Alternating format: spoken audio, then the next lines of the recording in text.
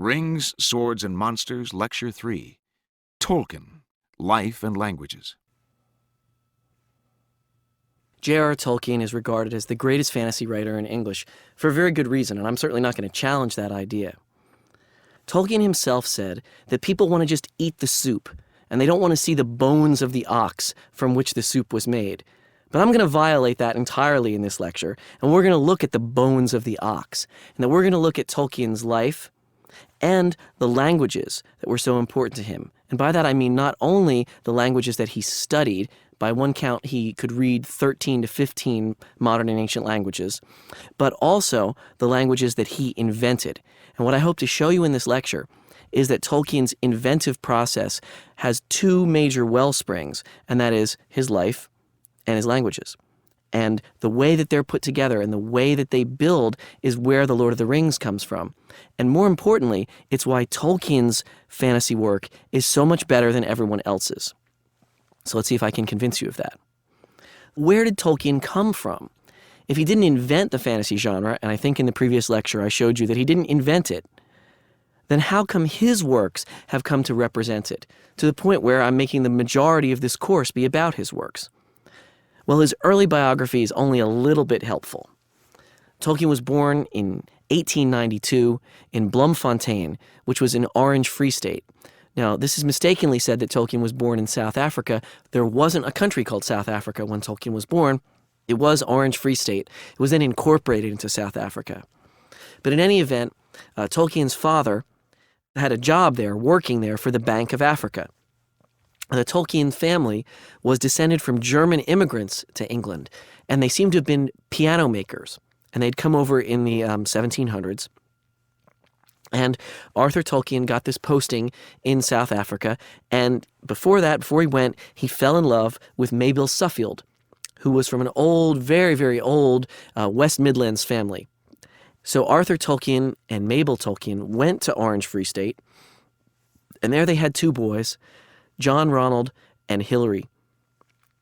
Now in 1895, that's when Tolkien was 3 years old, Mabel and Hilary, who was a very little baby, and Tolkien himself went to England because they weren't doing well with fevers. They weren't handling the climate of South Africa very well.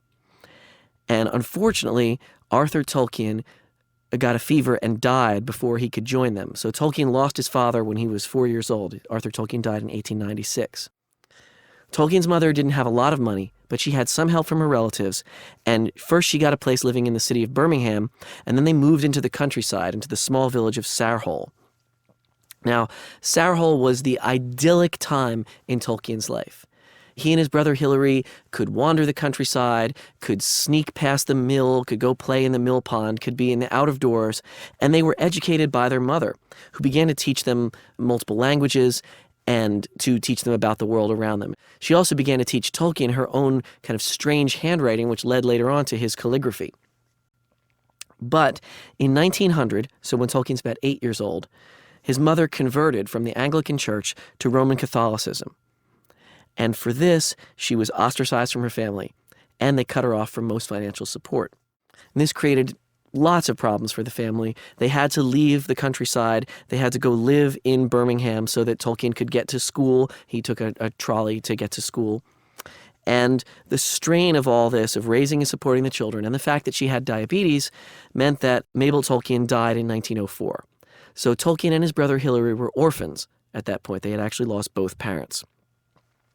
Luckily for them, Mabel had befriended a Catholic priest named Father Francis Morgan, and he became the boys' guardian, and he raised them from that time on. And they lived in a house where he'd set up rooms for them. There were other orphans living in the house. It wasn't an institutional orphanage. There are then three major elements of Tolkien's early life that were most influential for him, and they're all related to his mother in some way.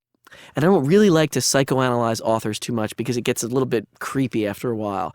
But it is important to see that Tolkien didn't really remember his father at all, but he had a very, very close and very, very loving relationship with his mother. His mother converted to Roman Catholicism, and the boys converted as well. And Tolkien was incredibly devout and always said his mother had given him an enormous gift by converting to the church. But it also led to severe financial and other problems. So I think you can come up with three things that are really important in Tolkien's early life: the loss of his mother and of his happy childhood in the countryside, his Roman Catholicism, and his skill with languages. And that comes out of his mother, who was teaching him languages before he was learning them in school. I think the loss of his mother and the loss of that time in the countryside is what generates the nostalgia in Tolkien. Remember that I said that nostalgia is about a longing to return to one's own house or home. That's precisely what Tolkien wanted for his entire life, was to somehow go back to that idyllic countryside of Sarehole in Warwickshire, where he and his brother could ramble in the green fields and where he could be with his mother. And that desire to return to something that was impossible for him to ever get to shaped all of his work. And it's really, really important to notice that it's a desire that you cannot return to. That's nostalgia. If you can go back there, it's not really nostalgia. I also want to point out that Tolkien's nostalgia is emotionally powerful, but it's not pathological. It's not like the kind of person who won't move on in their life because they're hung up on a tragedy or something that happened beforehand. Tolkien, in fact, did move on. He fell in love. He got married. He had children. He went to Oxford. He had a successful career. He fought in World War I. He wasn't always just sitting around moping, wishing he could be back in Warwickshire. It's also important to connect that nostalgia and the loss associated with it was very clearly tied to industrialization for Tolkien. Industrialization made it physically impossible for him to go back to that place because it had been swallowed up in Greater Birmingham, though there is a park in Sarehole today dedicated to Tolkien. If you look at Tolkien's works of literature, his invented world of Middle-earth, it has seen more glorious days. Its inhabitants, particularly the elves, are well aware of that. They know things were better in the past. They can see that the land is filled with ruins that somebody built who knew how to build things when we can't build them now. And they knew that they couldn't get back to that past. So I would say Tolkien's nostalgia is very personal, and it's a dominant motif in his literature. But it's also connected with what's going on in 20th century literature at the time that Tolkien starts to write. And by then I mean World War I. Tolkien started his drafts, his poetry, and his drafts of mythology in the late teens, 15 through 18 or so, or maybe even a little bit earlier. And this is very much in the air at this time. There's a lot of World War I poetry that's about lost youth, lost summers, things that you can't go back to, and so forth. So he's not as unusual or different as he's made to seem sometimes. Okay, so there's the loss of the mother and nostalgia. That's one. The second thing is Roman Catholicism. You have to understand that Tolkien's Roman Catholicism was exceedingly personal. It wasn't so much about being a member of a certain group, because in fact that wasn't very helpful to him. And while he was exceedingly grateful to Father Francis and loved Father Francis deeply, it wasn't about being a member of the church so much as it was a personal relationship between him and the ideas of the church and him and his idea of God. You'll notice that Tolkien very deliberately does not make religion explicit in his literature. There's no references to explicit religion for his characters. He doesn't bring in Catholicism. And that's what's led to the growth industry in the past few years of critics who can point out the different things where they see the Virgin Mary or they see Jesus or they see God the Father and so forth. We'll talk about that when we get to the works. But Tolkien's belief in Roman Catholicism also served to separate him from the dominant culture of his time. It separated him from his other relatives who were High Church Anglican, and it separated him from the fashionable atheism and the rejection of traditional morality that was going on at Oxford when he went there. Catholicism was not so much the sense of belonging, though I'm sure that was important to Tolkien, as it was something that made him different from the others around him. So The Lord of the Rings is Catholic only below the surface. But the very fact that it doesn't reject Catholicism, it doesn't reject the value system of the many middle-class readers that it has, the many middle-class Christian readers we could even extend, has probably contributed a great deal to its popularity and influence. The third element in Tolkien's early life, then, is his gift for languages, which seems to have come from his mother, possibly as both a genetic gift and also a gift of teaching. Tolkien was already very advanced in Latin and Greek at King Edward's School in Birmingham, and he also knew French and German from his mother. So you're talking about he's got 5 languages already: English, Greek, Latin, French, and German. While he was in King Edward School, which would be, say, late junior high school and then the rest of high school, he began to study philology and to learn Middle English and Old English, and most importantly, to learn the discipline of philology. And I need to take a second to explain what that means, because sadly, philology is not a current word. You say it to a normal person and they don't know what it is. It literally means the love of words. And it was the original source for what became today's departments of English and literature. But philology, as it was practiced in Tolkien's day, is much more what we would consider to be modern linguistics. It's the study of how languages work and how they're related to each other and how they interconnect. And I'm going to bring up our old friend Jakob Grimm, who I mentioned in the previous lecture. Jakob Grimm is, of course, most famous with his brother Wilhelm for collecting Deutsch mythology, the German mythology, and the German fairy tales. But with other scholars, Franz Bopp, Edward Sievers, he developed the field of what was called Germanic philology. Because what Grimm realized was that there were regular rules that showed how one language changed into another language. And so if you looked at, say, Old High German, you could apply Grimm's rules to it, and you could see how the words would change into modern German. Or for that matter, if you went further back to Indo-European or Germanic, you could see how there would be a split, and some of the words would go into English, and some of them would go into German. So just to give you an example of this, all the words for fish in the Latin side of things, the Latin languages, begin with P, Pisces, Pescia, and so forth. In the Germanic side, they switched to F. There's a lot of other words that do that too. And so what Grimm did was formulate some rules, and subsequent scholars came up with more and more rules that explained how language worked. Now, Tolkien was exposed to this at an exceedingly early age, and so he internalized those rules, which the rest of us have to spend a long time studying. While he was still at King Edward School, Tolkien discovered a grammar of Gothic. Now, understand about the Goths. These are not people who dress in black and paint their fingernails black and so forth. These are the ancient Germanic tribe from which probably all the subsequent Germanic tribes were descended. We have the Gothic language. It's East Germanic. It's not a direct ancestor of English because English is West Germanic, and in fact there's East, North, and West. North are the Scandinavian languages, West are German and English, and East is just Gothic. But it's still one of the oldest ones we have written down. And Tolkien studied Gothic, and he internalized Gothic so well that the only existing poems in Gothic are written by J.R.R. Tolkien. He decided to write some poems in Gothic as an exercise. Well, no one's ever written any others, and no one had ever written down any previous ones, so the entire corpus of Gothic poetry belongs to Tolkien. All of this work with philology and with languages set up Tolkien's invention of his own languages. And even at a very early age, sometimes with his cousin, he had started to create new languages, one of which he called Animalic, and the other which was called Nevbosh, which was short for new nonsense, Bosh being nonsense and Nev being new. But what Tolkien did with his languages is he took all that knowledge he had of philology and all those rules about how languages changed, and he ran it in reverse.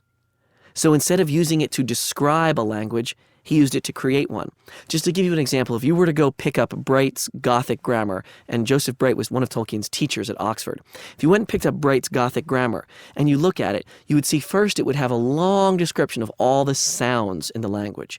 For example, it would start out with all the sounds that are called stops, like P and B, in which the flow of air is stopped as you're speaking. And then it would describe the fricatives, and then it would describe the vowels and so forth. And it would go through all the different sounds and how they were pronounced in that language and how they're different from other languages. Then it would do a little bit on the grammar, and then it would do some vocabulary. This is how Tolkien invented his languages. He talked about the sound rules that were used to generate them. And then he went to vocabulary, and then he went to grammar. And so if you even look at what's been published or is what's going to be published of Tolkien's Elvish grammars and so forth, you see, oh wow, we finally got to verbs. And some of the languages have very, very few verbs because he never got to the point where he'd write the verbs, because in the traditional philological textbook, verbs come last. And then you get syntax, which he really never got around to. Tolkien had two major invented languages that he spent decades working on. The first one he called Quenya, and it's supposed to be the language of the high elves, that is, of the most important elves. He called it Elvish Latin sometimes. Let me just read a little bit of Quenya to you. I Lori lantarlassi surinen, jene onto ime ve ramaraudaran. Jene velinte juldarvanier, mior mardilisse miroveva. Andune pelevardu telumar, nuluini jasen, tintilari eleni, omario arietari lirinen. Now, Quenya is based on the phonology, that's the allowable sounds and the sound patterns of Finnish. Tolkien found a Finnish grammar when he was in school at Oxford, and he said it was like stumbling upon a whole cellar full of new and unusual wine. And he never became particularly good at Finnish. He could read a little bit of the Kalevala, he's claimed. I think he probably could do a bit more than he admits to. But he loved the way Finnish looked and sounded. Finnish has vowel harmony, that different types of vowels are matched up with each other so that the words have a particular flowing feel to them. And there's also rules about where R's and L's have to be inserted so you can't have big clusters of consonants. And that gives you the sound that you heard in Quenya. Tolkien's other major invented language is called Sindarin, and that he based on the phonology of Welsh. He liked Welsh a great deal. He talked about watching the coal trucks go by in Birmingham and seeing these wonderful long Welsh names on the ends of the coal trucks. And he did read medieval Welsh and modern Welsh. So let me read a little bit of Sindarin. This, by the way, is what most people think of when they think of as Elvish. It shows up a lot in The Lord of the Rings, where Quenya is only that one little passage that I read where Galadriel is speaking in that language. But Sindarin is most of the place names and all over the place, and you'll probably recognize this very famous little poem in Sindarin. A Elbrith Gilthoniel Silivrin Penamiriel O Menal Aglar Eleneth Netchared Parendiriel O galad remen enorath, fenulios le linathon, nef ayar si nef eran. And I think you can hear the difference in those two languages. Now, Tolkien said, and no one has ever believed him, but I think it's probably true, that he invented all of his mythology and all of his worlds and all of his stories so that he could have someone to speak his two invented languages. But he really did start the languages first and worked on them first. And he shared them with his wife and his close confidants. And while people seemed very interested and they thought the languages were beautiful, it was also clear that they didn't really understand what was driving him to invent his own languages. Now, with his skills at grammar and his skills at phonology and his skills at inventing languages, it was a natural thing for Tolkien to go into literary studies. And Tolkien went into medieval literature. That's his academic discipline, also mine. Tolkien had been trained in as hardcore philology as it is possible to be trained in. He was all the way on the side of what he called lang, which he distinguished from lit. However, he was very troubled about Joseph Bright, who'd been his teacher, who he said had gone into Gothic and into philology, and Tolkien said lost his literary soul. Bright became so focused on language for its own sake that he stopped paying attention to literature, and Tolkien didn't want to do that.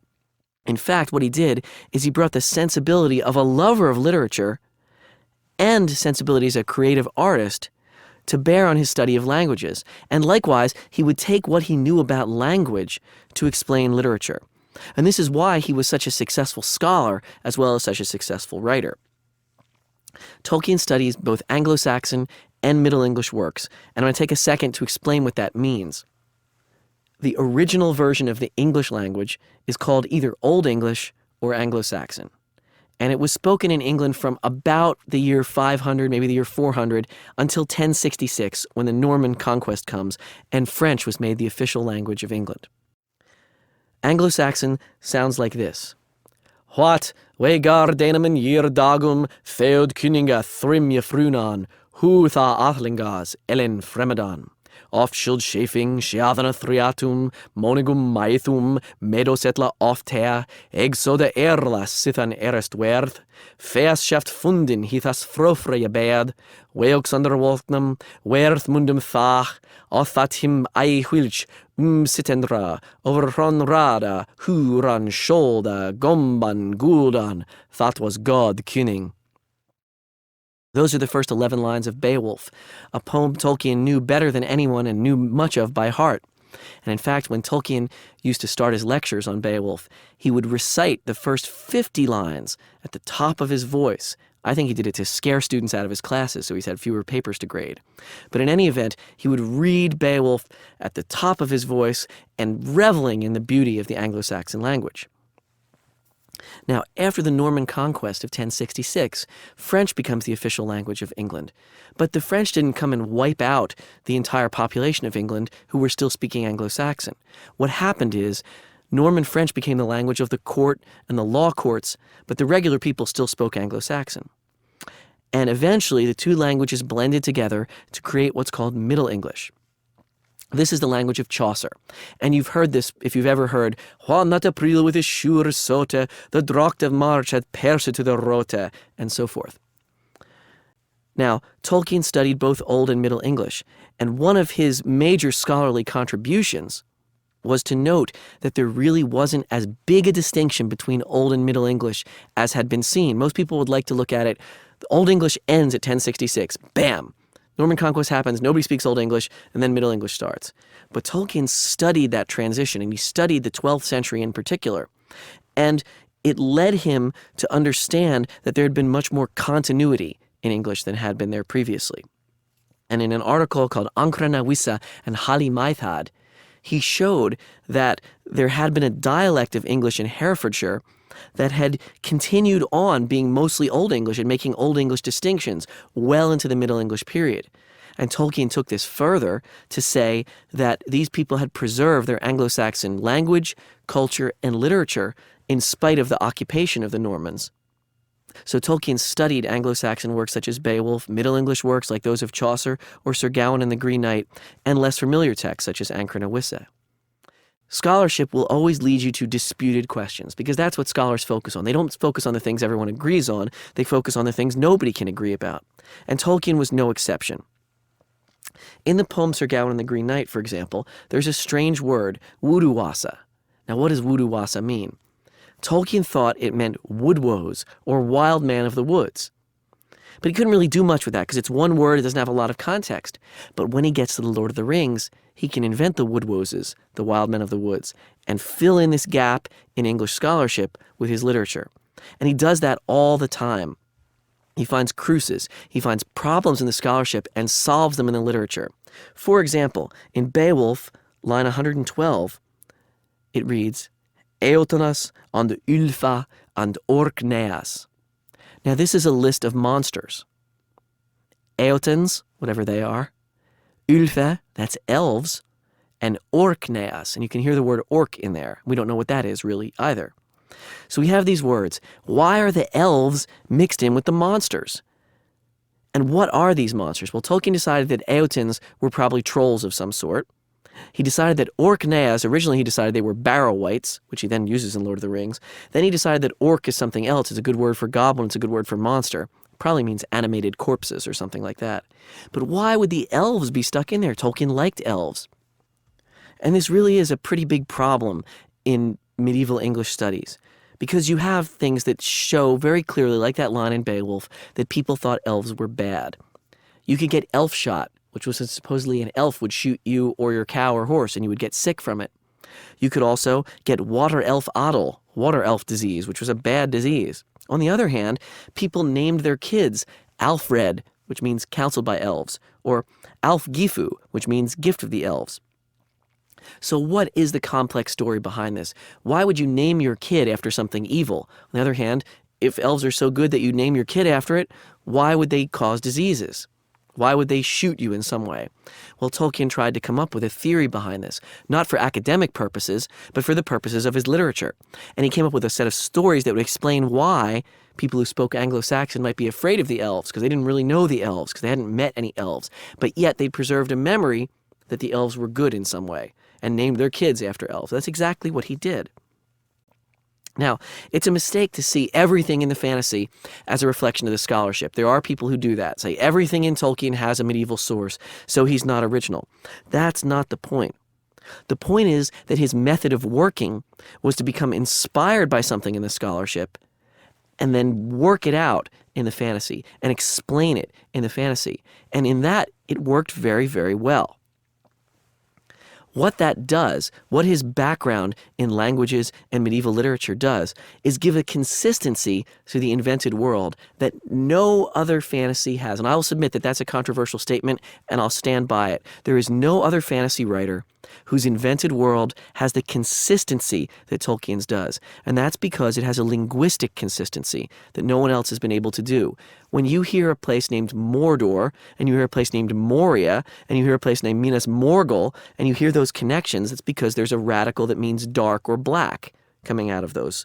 All of those names have that element in it. And so he could make the names consistent in a way that even if you don't ever look into what these things mean, subconsciously you'll feel, yes, those things all hang together. Let's say, for example, you don't know what Imlad means. It means valley. But you see that there's Imlad Morgul, and Imladris is another name for Rivendell, and there's again a deep consistency. And there's also a deep historical consistency, because Tolkien was working with these sources, so he felt the need to invent background histories for the people who were speaking these words. And he connected them up. It's not meant to be that, oh, this is the ancestor of Beowulf that you're reading. It's much more that there's a consistency to each culture that he created that you can get just from the sounds and from the stories and from the background. The other important elements of Tolkien's life that don't come out of the early childhood but come out later on is how he fell in love and when he went to war. While Tolkien was living with his brother Hilary, there was another orphan living in the house, and her name was Edith Bratt. She was a couple years older than Tolkien. She was exceptionally beautiful, and she was very good at playing the piano and singing, and Tolkien fell head over heels in love with her. Unfortunately for them, they were found out, and Father Francis Morgan forbid Tolkien from seeing Edith for 2 years. During that time, Tolkien followed Father Francis's rules, and he didn't speak to Edith because he felt that he owed that to the man who'd been his guardian and who had raised him. But as soon as he was of age, Tolkien went to Edith. Unfortunately, she was engaged to another man. But Tolkien was so persuasive that he convinced her to break off that engagement and to marry him. This led to some significant hardship for her because by converting to Roman Catholicism, she alienated some of her family members who were also Anglican. But nevertheless, they were married. And out of the Tolkien and Edith romance came Tolkien's most powerful mythological tale, the tale of Beren and Luthien, because he claimed that he wrote that story after he saw Edith dancing for him in the woods one afternoon. With him happily married to the love of his life, of course what would happen is that World War I would come along. Tolkien finished up his work at Oxford and then enlisted, and he was made an officer in the Lancashire Fusiliers, and he fought in the Battle of the Somme. Now, at this point, it was just pure luck that Tolkien survived. 2 of his 3 best friends were dead by several weeks into World War I, and the devastation that he saw was just tremendously horrible, and it influenced him for the rest of his life. But Tolkien never became the kind of stereotypical burnt-out case coming out of World War I. He was never hospitalized, he never had panic disorder, he never went crazy. In fact, his regiment did very well. They actually defeated the Germans and broke through the lines, and the field marshals went to them and said, boy, if I had a whole bunch of other regiments like yours, we would have already won this war. So for Tolkien, the war wasn't completely the experience of horror and failure that it was to other people. This is very important about how he thinks about war later on. It was horrifying. The trenches were revolting. His most beloved friends were killed. And he himself came down with trench fever to the point where he nearly died and had to be shipped back to England and hospitalized for, I think it's 18 months, so for greater than a year. But he did get to be with Edith there. And then when the war was over, he was able to go back and start working in Oxford. And he worked for the Oxford English Dictionary. And J.R.R. Tolkien wrote the definition of the word walrus. If you go to the Oxford English Dictionary today and look up walrus, you're reading Tolkien's words, because the Oxford English Dictionary had gotten to W by the time he started working on it. Tolkien spent a couple years working for the dictionary, and he claimed later that those years were the best training he ever had in languages, because he had to discover the etymology and the ancestry in multiple languages of all these different words that he was studying, most of which began with W, and including wasp and wain, and my favorite, walrus. Tolkien also was preparing for an academic post by working at the dictionary, not so much by applying, but by making connections among the important people at Oxford. And when an opening came up at Leeds University in the north of England, he was given the professorship, and he went north to Leeds. There, he met E.V. Gordon, who was Tolkien's best collaborator, but who tragically died quite young. Tolkien and Gordon did an edition of Sir Gawain and the Green Knight, the great Middle English poem, that became the standard edition for over 50 years. Gawain and the Green Knight is very different from the Middle English of Chaucer. It's northern, and it's exotic, and it has a lot of close connections both to Old Norse and to Old English. It sounds a little bit like this. Some wheeler with wormes he wears, and with wolves, alas. Some wheeler with wadwas that wanted in the knares, both with bules and bears in boris other wheeler, and etenes that him analeda of the hia feila. So you can see there's a difference between that Middle English and Chaucer's Middle English. Tolkien and Gordon were very successful collaborating, and as seems to always be the case in Tolkien's life, when he was doing a lot of academic work, he also wrote a lot of literature. He started writing very long poems, one in alliterating half-lines called The Tale of the Children of Húrin, and another one in octosyllabic rhyming couplets about Beren and Luthien. And these two poems form the real heart of the Silmarillion mythology, which is going to be the background to all the stuff he did in The Lord of the Rings. Tolkien had been at Leeds for a few years and had been very successful, at least he thought so, and so did his colleagues, at integrating lit and lang, when in 1925 the Rawlinson Bosworth Professorship of Anglo-Saxon opened up at Oxford. Now this is the most prestigious professorship in Old English anywhere. Tolkien was very young to be applying for it, and in fact, his old tutor, Kenneth Sysom, was in line for the job. But Tolkien applied anyway, and it ended up being a tie between Tolkien and Sysom, between the electors who would be elected. The chairman broke the tie and decided to choose the younger man, Tolkien. And so at a very young age, Tolkien had a lifetime appointment to his beloved Oxford, studying Anglo-Saxon and Middle English.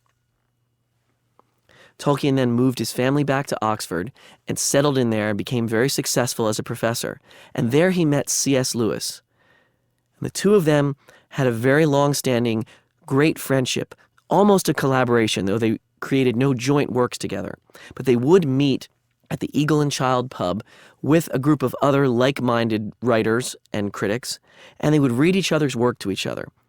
And out of that group of people, which is called the Inklings, grew The Lord of the Rings and The Chronicles of Narnia and many other works besides. However, there were other influences on Tolkien besides Lewis, and the most important of those was possibly his own family. The audience for Tolkien's stories were his sons and later his daughter when she was born. And one of those stories that Tolkien first told to them sitting in his study became his first popularly successful work, The Hobbit, which is the subject of the next lecture. This ends Lecture 3.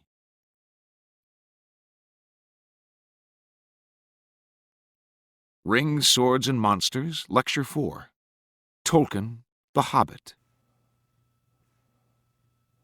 In a hole in the ground, there lived a hobbit. This is one of the most famous opening lines in all of literature, certainly in the 20th century. And it all began as a story told to Tolkien's own children. In this lecture, I want to work through The Hobbit, both its influences from Tolkien's academic work and what the story itself means and how we might interpret it. The Hobbit is not just the introduction to The Lord of the Rings, but it's a very successful children's book in and of itself. And it allowed Tolkien to put together both his contemporary life and the material that he was interested in there, and his academic research. And in fact, at one point, his academic research helped him to stop being stuck where he'd written himself into a corner in The Hobbit. The Hobbit was first published in 1937, and it was Tolkien's first real success in anything like a popular genre. He'd had his edition of Sir Gawain and the Green Knight and his Middle English vocabulary, but really, The Hobbit was the first time he had had successful fiction. How the story began is itself an interesting tale. Tolkien claims that he was grading exams one day, and a candidate had left a page blank in the exam book. And on that blank page, Tolkien simply wrote, in a hole in the ground there lived a hobbit. And then he had to figure out what a hobbit was. Now, research has shown that this is probably not exactly what happened. The word hobbit actually goes back into the Middle Ages, and it shows up in something called a new glossary of the Huddersfield dialect. And you think, well, how obscure is that? Very obscure, but Tolkien wrote the introduction to it. So most likely he had encountered the word, but not worked with it or thought about it very much. When he decided to explain what hobbits were, he had to work through some kind of culture or history for the hobbits. Now, there's a couple influences here also. The first of these is a very strange book called The Marvelous Land of Snurgs by E.A. Weish Smith. This is a late Victorian, earlier Edwardian piece, children's story, that Tolkien's children liked very much. And the Snurgs have some characteristics in common with hobbits. The Snurgs, they love to eat, they dress in bright colors, they're generally good-natured. The thing about Snurgs is they're exceptionally strong, which is not at all how the hobbits are. The other influences that go into Hobbit may in fact be linguistic, or it may at least be based on the sound of the word. Now, although Tolkien denied it to his grave, the word rabbit has to have something to do with Hobbit, if only because people are always calling Bilbo Baggins, the protagonist, a rabbit. 3 or 4 times people call him a rabbit and say he's rabbit-like and so forth. And rabbit is a really interesting word. Tom Shippey points this out in connection to Tolkien. Tom Shippey is probably the greatest living Tolkien scholar, that rabbits were actually not introduced into England until the 14th century, and yet they seem a completely natural part of the English landscape. Think Peter Rabbit, think Watership Down, and so forth. Also, the word rabbit is formed exactly like any other Old English word would be. It has an Anglo-Saxon phonological structure, but we have no evidence of it being there before the 14th century. Before that, you had hares, but you didn't have rabbits. So it's very interesting. It's like they'd always been there, but they'd never been noticed, just like the hobbits. The other influence that Tolkien himself admitted is Babbitt, the Sinclair Lewis book about a very gray flannel, boring, middle-class kind of person and his adventures in life. And Tolkien did think there was something of Babbitt in Bilbo Baggins, and he had read the book. So those are some of the influences that go on. Should also set up that Tolkien had been working on his mythological works, the material that would become the Silmarillion, for close to 15 years when he wrote The Hobbit. And though he never intended The Hobbit to be specifically connected to the mythological world, he found it seeping its way in various little places, which we'll talk about. Tolkien's great success in The Hobbit, which then translates into The Lord of the Rings, is his invention of a character who could mediate between the medieval stories he loved so much and the world of his 20th century middle-class readers and himself. This is really important. When you read medieval epic, when you read Beowulf, when you read Sir Gawain and the Green Knight, it's somewhat alienating because the stories are about only kings and princes and heroes and people who are at the absolute top of almost supernatural powers. And that's not what 20th century novels are about. We have trouble identifying and interacting with those people, and we have trouble understanding why they behave the way they do. Tolkien's brilliant innovation in The Hobbit is to bring in Bilbo Baggins, who, even though he's not a person per se, is a perfect stand-in for bourgeois, middle-class, 20th century life. Okay, maybe he's late 19th rather than 20th centuries. He certainly lives in a pre-industrialized era, but he has a doorbell and a pocket handkerchief, and he smokes a pipe, and he has the Daily Mail, and so forth. And Bilbo sits in between us and the ancient heroic world of kings and princes and revenge and dragons and high style. And it allows Tolkien to have it both ways. He can have his people who speak in elevated language, and he can have his magical dragons and monsters and talking spiders and so forth. And at the same time, he can have people like us who are interpreting it, and that's Bilbo. And you'll see how this works. The mediating effect of Bilbo allows Tolkien to simultaneously take his invented world very, very seriously and comment upon it, and therefore, as an author, have a 20th century sensibility about that world. So it's not just a made-up ancient text, it's a made-up ancient text that connects with us. Let me give you just a quick example before we go into the details of the plot and the story. Thorin the dwarf invites Bilbo to go on his quest with him with a letter full of very legalistic reasoning. And Tolkien has his narrator comment upon that by saying, by what he meant by this was X. Now, what that does is it shows that Tolkien recognizes the legalistic reasoning of the dwarves, that they are operating on a very contract basis. At the same time that there's this heroic lesson where Thorin says, and bring our curses home to Smaug if we can. At the same time, Bilbo's saying, I should like to know about remuneration and so forth, the bourgeois sensibility of who's going to get paid and how am I going to get fed and who's going to take care of my body if I die and so forth. So that allows Tolkien to not have to treat his fantasy world ironically or critically within that world.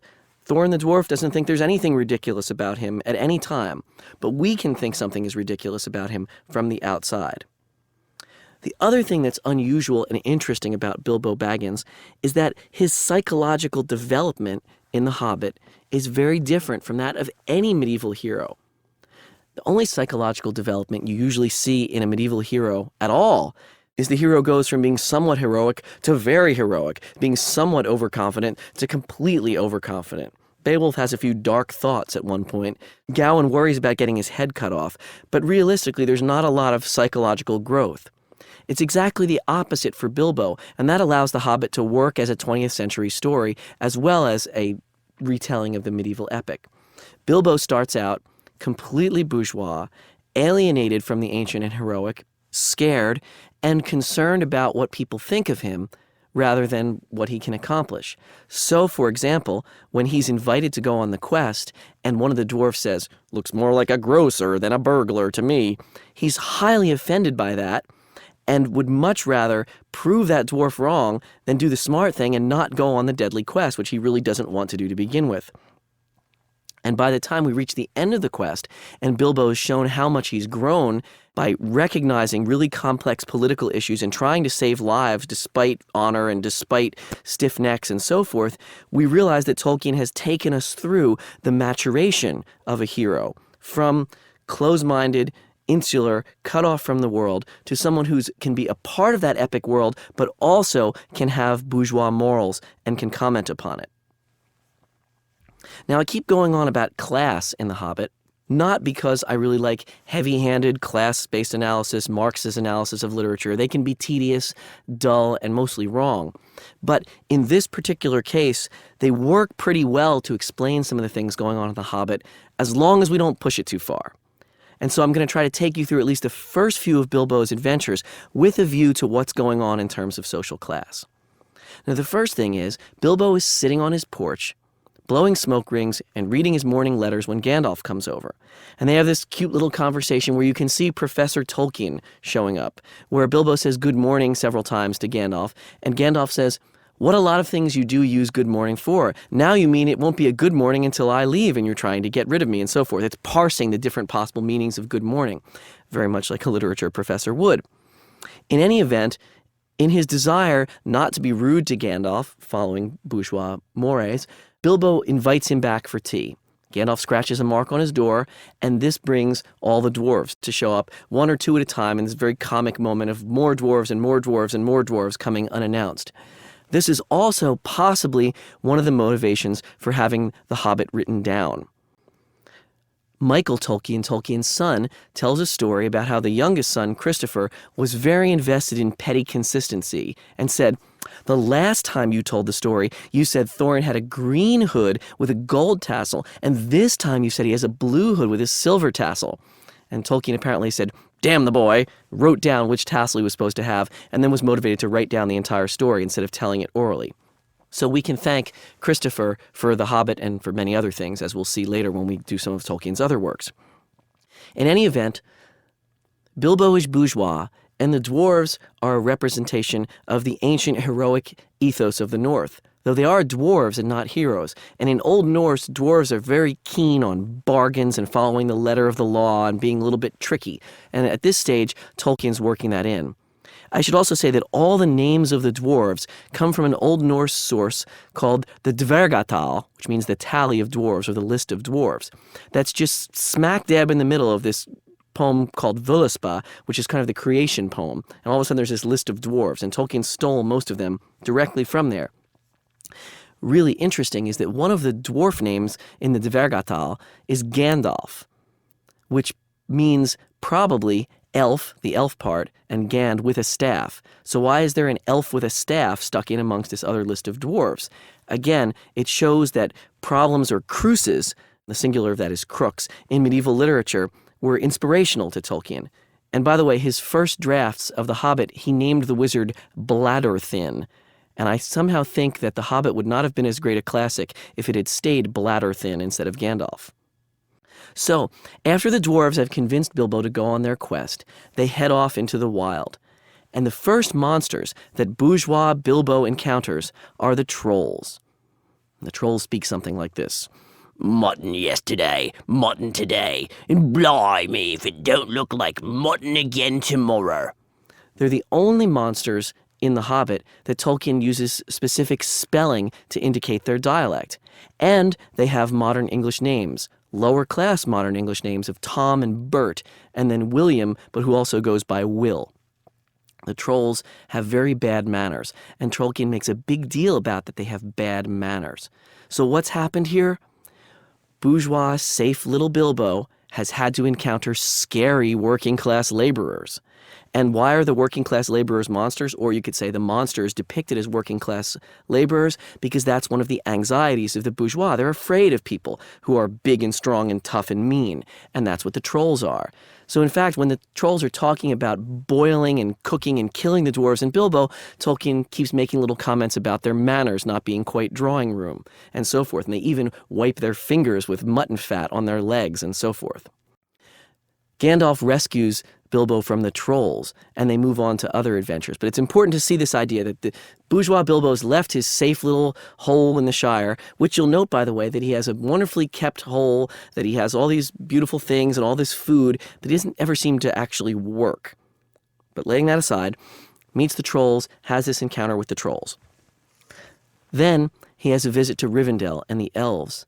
And for people who've read Tolkien's other fiction, the elves in Rivendell and The Hobbit are very strange because they're completely silly, goofy, not serious at all, just gambling around and laughing and making tedious jokes. And Tolkien really hadn't found what he was doing with the story yet and how important the story was to him when he gets to Rivendell. Really not until they meet Elrond. And with Elrond, the half-elven, Tolkien says this is when people from the old stories would still be found around. And Elrond was one of the lore masters. So it's a character from his Silmarillion mythology that he brings into The Hobbit. And it's at that point that The Hobbit takes off, that it becomes much more serious and much more effective and not just a goofy children's story, much as I like the trolls and their accents. After they leave Elrond, there's a brief encounter with some stone giants, but they only see them in the distance, and that's not really important because the real encounter is with the goblins. I mentioned goblins earlier, goblins being a very important invention for fantasy because you need cannon fodder, you need some bad guys to kill that you don't feel bad about killing. And Tolkien's sort of inventing that, but his goblins are also a lot like the goblins in The Princess and the Goblin, except they don't have soft, delicate feet that are a weakness. The goblins come into the cave, and in what was, for my whole childhood, the most terrifying moment in all of literature, a crack at the back of the cave opens, goblins leap out, grab Bilbo and the dwarves, and hustle them down into the mines. It's possibly over-determining things to read this poem in the accent, but I'm going to do it anyway. This is what the goblins sing as they drag the dwarves and Bilbo down into their halls. Snap, crack, the black, crack, grip, grab, pinch, nab, and down, down to Goblin Town you go, my lads. Okay, so I gave it a little bit of a Russian accent, but the goblins are very much like munitions workers, factory workers, early, scary, factory laboring communists. And you think, oh, that's way over the top, Drought. How could you possibly do that? But in fact, look at how the goblins are characterized. They manufacture things, mostly weapons of mass destruction, things that explode or things made of metal, things for the purpose of torturing people. And they're utterly interchangeable. Not one goblin has a name. The only goblin that can be separated from any other goblins is the Great Goblin, and all that is he is the Great Goblin. There's no descriptions of them so that you can tell one from another. So yes, I'm making the argument that the goblins are threatening because they're also lower and working class, but they're even more dangerous than the poor laboring trolls because the goblins are organized, because the goblins are all in one group, and as we'll see at the end of The Hobbit, that's why they're so dangerous. They're creatures of machines and slavery. They're not the middle-class people that Bilbo would be used to dealing with. I'm skipping for a second a really important episode with Gollum, because we'll come back to that at the end. I want to talk about what happens after Bilbo escapes the goblins. The next monsters, the next danger they face are the wargs, the evil wolves. I would argue that if you compare the wild, untamed nature of the wargs with the helpful, beautiful, tamed animals of Beorn's Hall, which we see later on, we'll see another example where this class-based analysis worked. The wild, untamed nature is very, very threatening again to the middle class, whereas tamed nature, Beorn's domestic animals, are not. And so that's how you can have the wolves also in there. The spiders and the eagles who are on the good side don't actually work very well in this. And I don't think we should be a slave to analysis. On the other hand, because the analysis isn't totalizing, we can suggest that maybe Tolkien's idea evolved and got more complex and wasn't just playing off middle-class anxieties. There's a third monster that really works well, though, and that's Smaug the dragon. Smaug the dragon represents a different threat to middle-class Bilbo. It's not a threat from below, like laborers or untamed animals. Instead, it's a threat from above. Smaug is the greedy aristocracy. He even talks in what someone called the rude politeness of the British upper class, where he says things to Bilbo like, "You have nice manners for a thief and a liar," in such a way that Bilbo's not supposed to take offense. Smaug gathers in wealth. He sits on a huge bed of treasure. And unlike the middle class, he doesn't circulate that wealth. He gathers it to himself, leading to the ruin of the economy around him.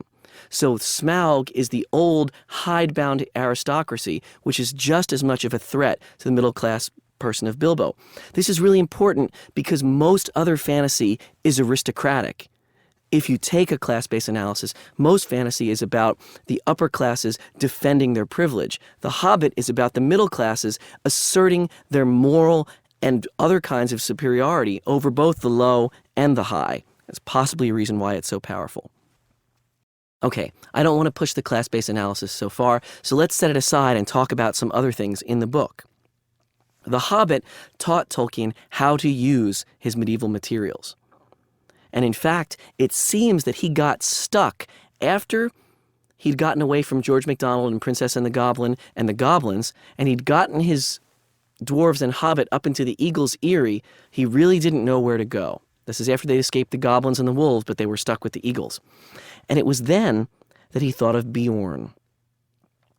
Now, Beorn's name in Anglo-Saxon means both warrior and bear, likewise in Old Norse.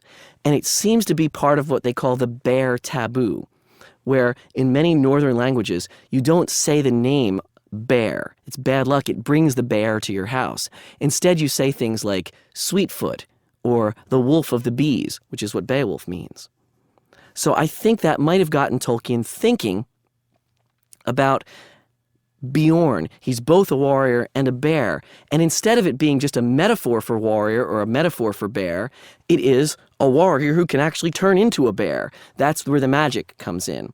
Tolkien started to think he could use some of his legendary Anglo-Saxon material in the creation of Beorn and Beorn's great wooden hall, which even Tolkien's own illustration looks very much like an illustration from a book about Anglo-Saxon England. They meet Beorn. They make friends with Beorn, another little comic scene where the dwarves arrive 1 and 2 at a time, and Gandalf is there also to help. And then they go to Mirkwood, and then Gandalf leaves them. So they have to grow up again. They've had Gandalf to help them before, but now they have to be on their own. And Bilbo keeps coming into his own. Now, I'll also mention that in the Goblin Caves, Bilbo had found the ring. And at this point, all it does is turn him invisible. It's an equalizer. It allows Bilbo to do things that a real hero could do without having to be stronger, bigger, braver than anyone else. So, they leave Beorn, they go through the great forest of Mirkwood, and there they're attacked by the giant spiders, and Bilbo is separated from the dwarves. He wakes up, a giant spider is tying him to a tree. He draws his sword, fights the spider in the dark, and kills it. And Tolkien said the killing of the giant spider, all by himself, with no one else around, without Gandalf, without the dwarves, changed Mr. Baggins. And that's part of Bilbo's growth. He can now do things on his own. Remember, he was hired to be the burglar, just to go into the dragon's lair and steal things. But now he's becoming a hero of his own. When the dwarves are then captured by the elves and kept in prison because they won't tell the elves what they're trying to do because they don't want the elves to ask for a share of the treasure, Bilbo is able to rescue them using the ring, float them down some barrels to the Long Lake. There, Thorin convinces the men of Lake Town to give them provisions to go and try to get the treasure back from the dragon. And then we come to the climax of the story. The dragon is living underneath the Lonely Mountain, which used to be the dwarves' kingdom. He's gathered together all the dwarves' treasure and the treasure of the neighboring towns and the city of Dale, and he sleeps on it. At the Lonely Mountain, Bilbo puts on his magic ring, sneaks through the secret door, and goes down to see the sleeping dragon. And Tolkien says that was the bravest thing Mr. Baggins ever did.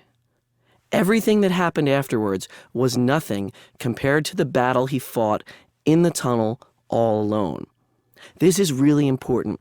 There's no medieval epic that you could ever find that says that the hero's internal struggle against abstract fear, okay, because he hasn't seen the dragon yet. The dragon's down at the bottom of the tunnel. He hasn't seen a dragon. So he's fighting against his own fear of the dark and of what's ahead. And that's the real battle. That makes The Hobbit so distinctively 20th century, in a way that none of Tolkien's sources are. Bilbo goes down after he fights that battle. He steals a cup and comes back up. That's taken directly from Beowulf, where a thief or a servant, it's not clear from the Beowulf manuscript, sneaks into the dragon's barrow and takes a cup. And I think, again, Tolkien is working on a crux, on a very difficult passage. In Beowulf, it's not clear if it's a slave or a servant or something like that. And with Bilbo, he gets called later on the servant of the dwarves. But is he a thief? Is he a burglar? What is he really at this moment? Is he a treasure hunter? Is he a hero? He doesn't fit the mold that even Smaug the dragon expects for him. And that's important later on because Smaug is confused and he doesn't eat Bilbo right away, but instead talks to him when he goes back in there. And again, that's taken from Beowulf. Tolkien found a way to use material from Beowulf. Tolkien also realized, maybe at this point, maybe early on, that he could incorporate Old English or Old Norse into his stories by changing the spellings but keeping the words the same, by making them look like normal English words. So, for example, the Arkenstone, the super precious jewel at the heart of the mountain that Thorin covets and Bilbo finds, is an Old English word that is Eorclan-stan, and that's spelled E-O-R-C-L-A-N. That looks foreign, it looks weird, it's hard to read, but Tolkien realized when he translates it into a modern English form, Arkenstone, it looks very normal. Likewise, the Forest of Mirkwood. In Old Norse, this is Myrkvirthr, which again looks weird on the page. Mirkwood makes complete sense. Tolkien also figured out this technique of alluding to things as if everybody knew what they were without having to describe them. And it gives The Hobbit its sense of vast depth, that it's connected to a real world. He mentions the necromancer who lives down south. He mentions the high elves and the deep elves and the sea elves without ever explaining what they are. And that creates this illusion of depth. Now, that depth was there because of the Silmarillion material, but no readers of The Hobbit saw that material for 40 years. And that's very important. Let me also bring in then the ring, because that's allowed Bilbo to get this far. But I've been holding off on it because it's very important to see where it comes from. Remember, it's originally an equalizer, but Bilbo does get it from someone. He gets it from Gollum. And Gollum is one of the most difficult characters to understand in The Lord of the Rings, but also in The Hobbit. He's just Gollum. What is he? He seems to have come from this poem that Tolkien wrote called The Glip, about a strange creature that lived in a cave and ate the bones of sailors after they'd been killed in shipwrecks. And originally, Gollum offers to give Bilbo the ring. This blows people's minds when they read it because they're like, what, he gave Bilbo the ring? How did that work? Well, Tolkien hadn't figured out how the ring worked yet. And so he just thought that Gollum had lost the ring, Bilbo had found it. Gollum offered to give it to Bilbo after the riddle game. When Bilbo wins and Gollum can't find the ring, then Gollum shows Bilbo the way out voluntarily, keeping apologizing. This became a huge problem for Tolkien when he wanted to write The Lord of the Rings, and he decided that the ring was dangerous and important. But in 1951, he had a chance to do a new edition of The Hobbit, and he completely rewrote the chapter, and then tried to explain it in The Lord of the Rings, which I'll go into in the next lecture. The important point here is that Tolkien adds in this idea with Gollum of someone, not just a monster, but someone with an identity that Bilbo could feel sorry for. Bilbo definitely feels sorry for Gollum, even in the early version, much less in the late version when it talks about his endless time in the dark and so forth. And that sorrow and kindness is another element that's unusual to the adventure story. Maybe not so unusual to the children's story, but unusual to the adventure story. What's also unusual to the adventure story is what happens in the way that the dragon is defeated. Bilbo does not kill the dragon. Bilbo does not fight with the dragon. All that Bilbo does is notice the dragon has a hole in his armor in his left breast. That information then goes to Bard the bowman, who's a much more typically Beowulfian hero. And when Smaug is burning down the town of the Lake Men, Bard shoots the dragon and kills it. This is again a real departure from the standard fantasy story or the standard heroic story, and it allows Tolkien to make the end of The Hobbit really very sophisticated, and I'll have to admit very difficult for a lot of kids to try to understand what's happened. Because Bard, as the slayer of the dragon, has a claim on the treasure, a legitimate claim. The dwarves have a claim on the treasure because Smaug stole it from them, but he also stole treasure from other people and mixed it in. Bilbo has a claim on the treasure because he has a contract. And so what you have is a standoff with the men and the elves outside the Lonely Mountain and the dwarves barricaded inside, and both sides wanting the treasure, and both sides partially right. The dwarves were right to say, "Why should we give you any treasure? You wouldn't have given it to us if you had gotten it first." The men and elves are right to say, "Some of this treasure belonged to our ancestors, and furthermore, we helped you when you had nothing." And so there's an impasse, which Bilbo wants to solve before it comes to open war. So he steals the Arkenstone, which he has found, and gives it to the Lake Men and the elves so that they can exchange it for a portion of the treasure. I always had trouble with this as a child because why would Bilbo betray his friends? But his point is he wants there to be no open war. And so he's concerned more about peace than he is about his friends, and he sees that there's truth on both sides. Well, this is still going to come to open war anyway, because Thorin's relatives, the dwarves, have come marching up and are about to attack, and there's going to be a war when Gandalf says, "Stand and wait." And the goblins and the wargs have heard about the death of the dragon and have come up on their own to steal the treasure. So the aristocracy is dead, and the laborers are coming to get their fair share of the spoils. Okay, again, we can push that analysis too far. Because the goblins and the wargs show up, it shows the value of having orcs or goblins, because it makes the good guys all fight on the same side instead of fight against each other. And there's a large battle. The goblins are defeated, and sadly, Thorin receives his mortal wound. And this is the section of The Hobbit that makes it so unlike a children's book, because Bilbo goes in and has final words with Thorin as he dies. And I have to admit that when I read The Hobbit to my own daughter, I get all misty at this particular scene when Bilbo and Thorin are saying goodbye to each other, and Thorin says, "I go now to join my fathers. If only more people valued food and drink instead of hoarded gold, it would be a happier world." And then Thorin dies. Again, very unusual for a children's book, and setting the stage for evolving into The Lord of the Rings. Then, after the first climax of killing the dragon, and after the second climax of defeating the goblins, Tolkien does something else very unusual. He has quite a long epilogue, as it were. It's still part of the story, where he takes Bilbo all the way back to the Shire, even though the journey is not particularly interesting. And by doing this, by bringing things back full circle, Tolkien sets the stage for what he's going to do in The Lord of the Rings also, the there and back again. And it's something that separates out The Hobbit and The Lord of the Rings from all their imitating. It doesn't go out on a high note. In fact, Gandalf tells Bilbo, "You really are only a very little person after all." Bilbo says, "Thank goodness for that." So what Tolkien does is then undercut the whole heroic, romantic, we killed the dragon fantasy to make it much more about Bilbo has grown up in some way, and he's returned home a better person than he was before. This is exemplified at the very end when Bilbo says to his old friend Balin. Balin says, "Whenever our halls are made fair again, you should join us in them." And Bilbo says, if you're ever passing by, tea is at 2 o'clock, but stop by any time. And the point is, both of those characters are saying exactly the same thing, but one is speaking from the middle-class bourgeois point of view, and one is speaking from the heroic point of view, and now these two points of views can understand each other. That's what Bilbo's done. He's bridged that gap by gaining the respect of the dwarves and learning to respect them also, and learning to respect the heroic world and to love the heroic world. This psychological journey is far more interesting than a hero like Conan the Barbarian who just smashes everything in his path. And it also, by mediating between the bourgeois world of the readers and the heroic world, gave Tolkien a way to work in all of his fantasy material, all of his legendarium that he'd been building up that he hadn't been able to work on before.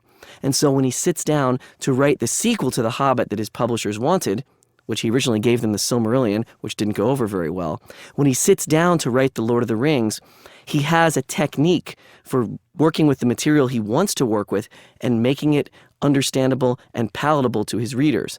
And in so doing, in blending those two things together, he creates the greatest work of fantasy of the 20th century, which will be the focus of our next lecture. This ends Lecture 4. Remember to visit this course's webpage at www.modernscholar.com, where you'll find additional information about the lectures you just heard. Rings, Swords, and Monsters, Lecture 5. Tolkien, The Fellowship of the Rings. One ring to rule them all, one ring to find them, one ring to bring them all, and in the darkness bind them, in the land of Mordor, where the shadows lie.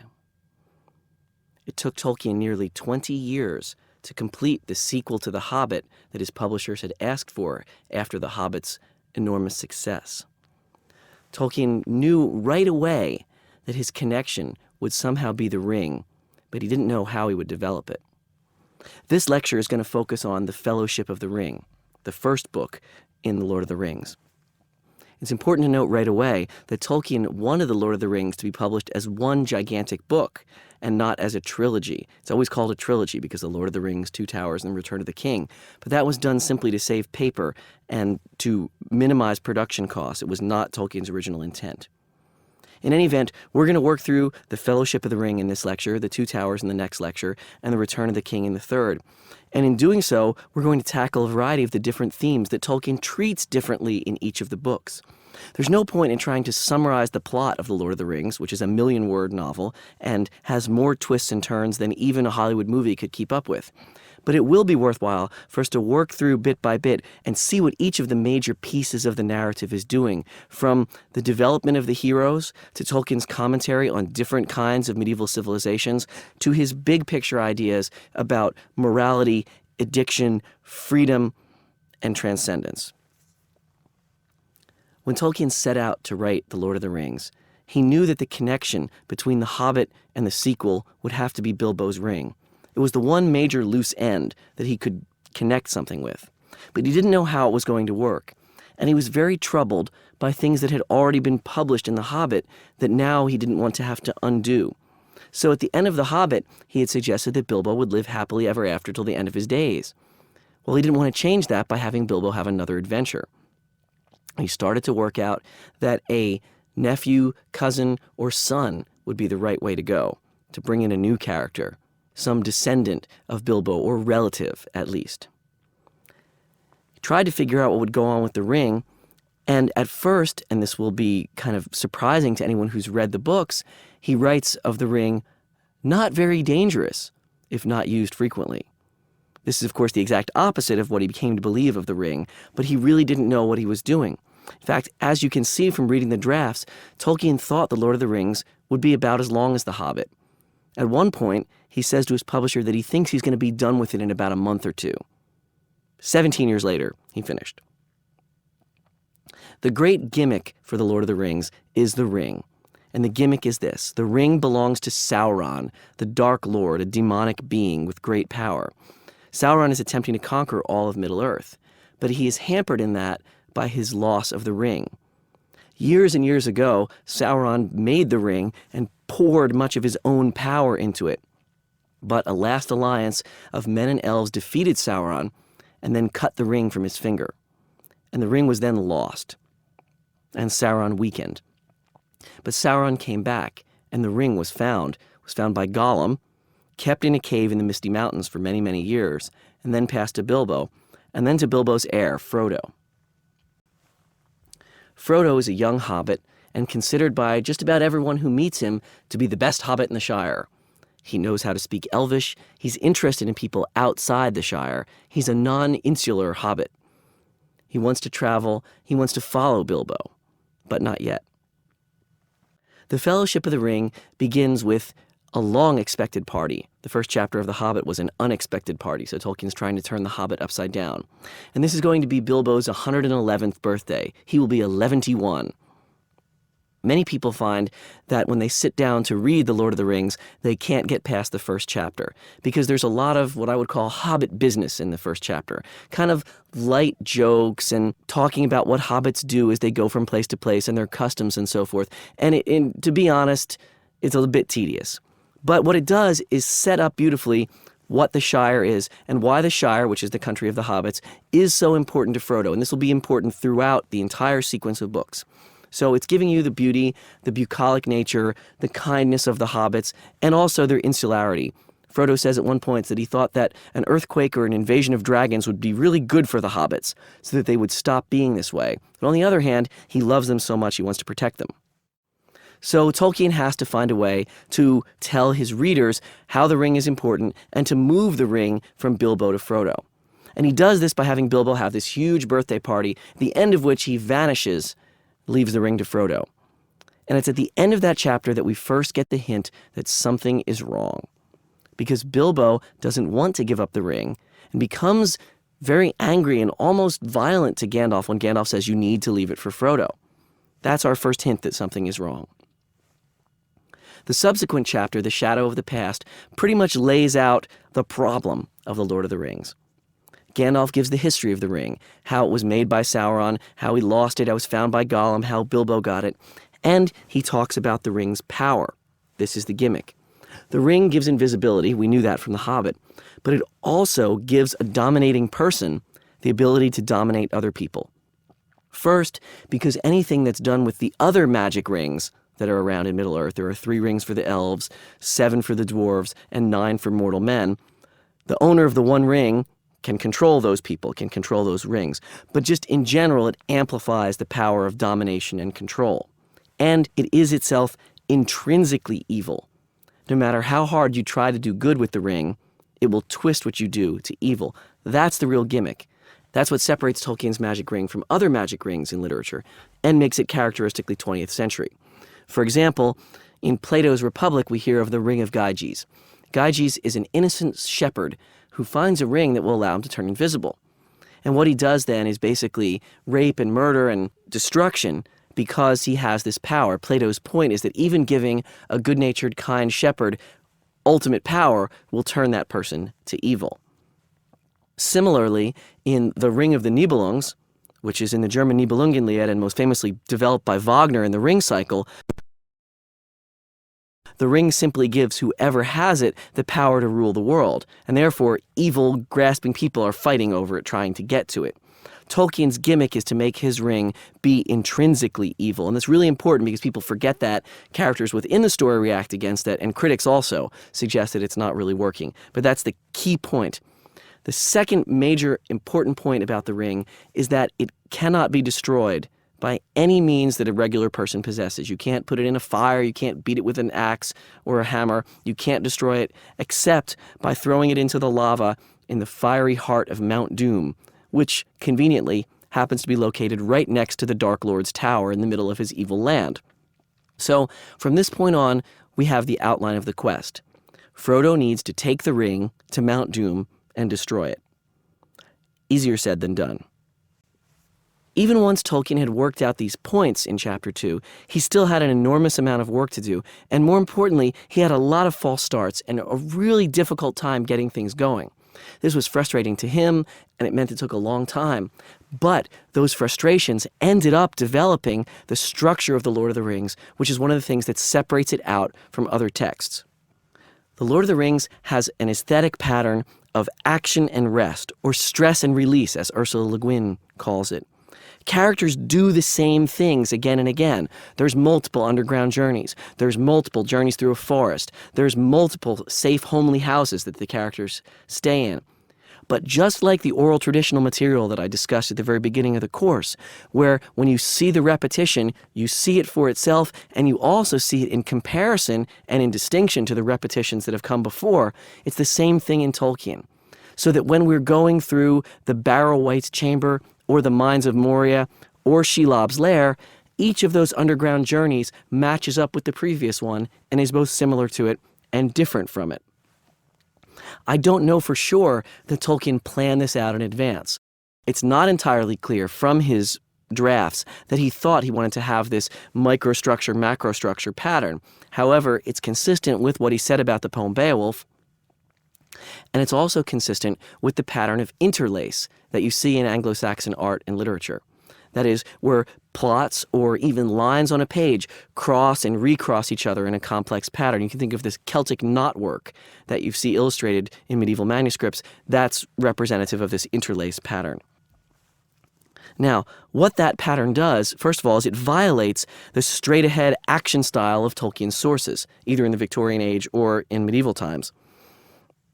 People argue that there's an interlace structure in Beowulf, but pretty straightforwardly, he fights one monster, he fights the other monster, then he goes back and tells about the fights, and then he fights a third monster. But yet again, even in Anglo-Saxon, which had interlace, it's not as complex and sophisticated as it is in Tolkien.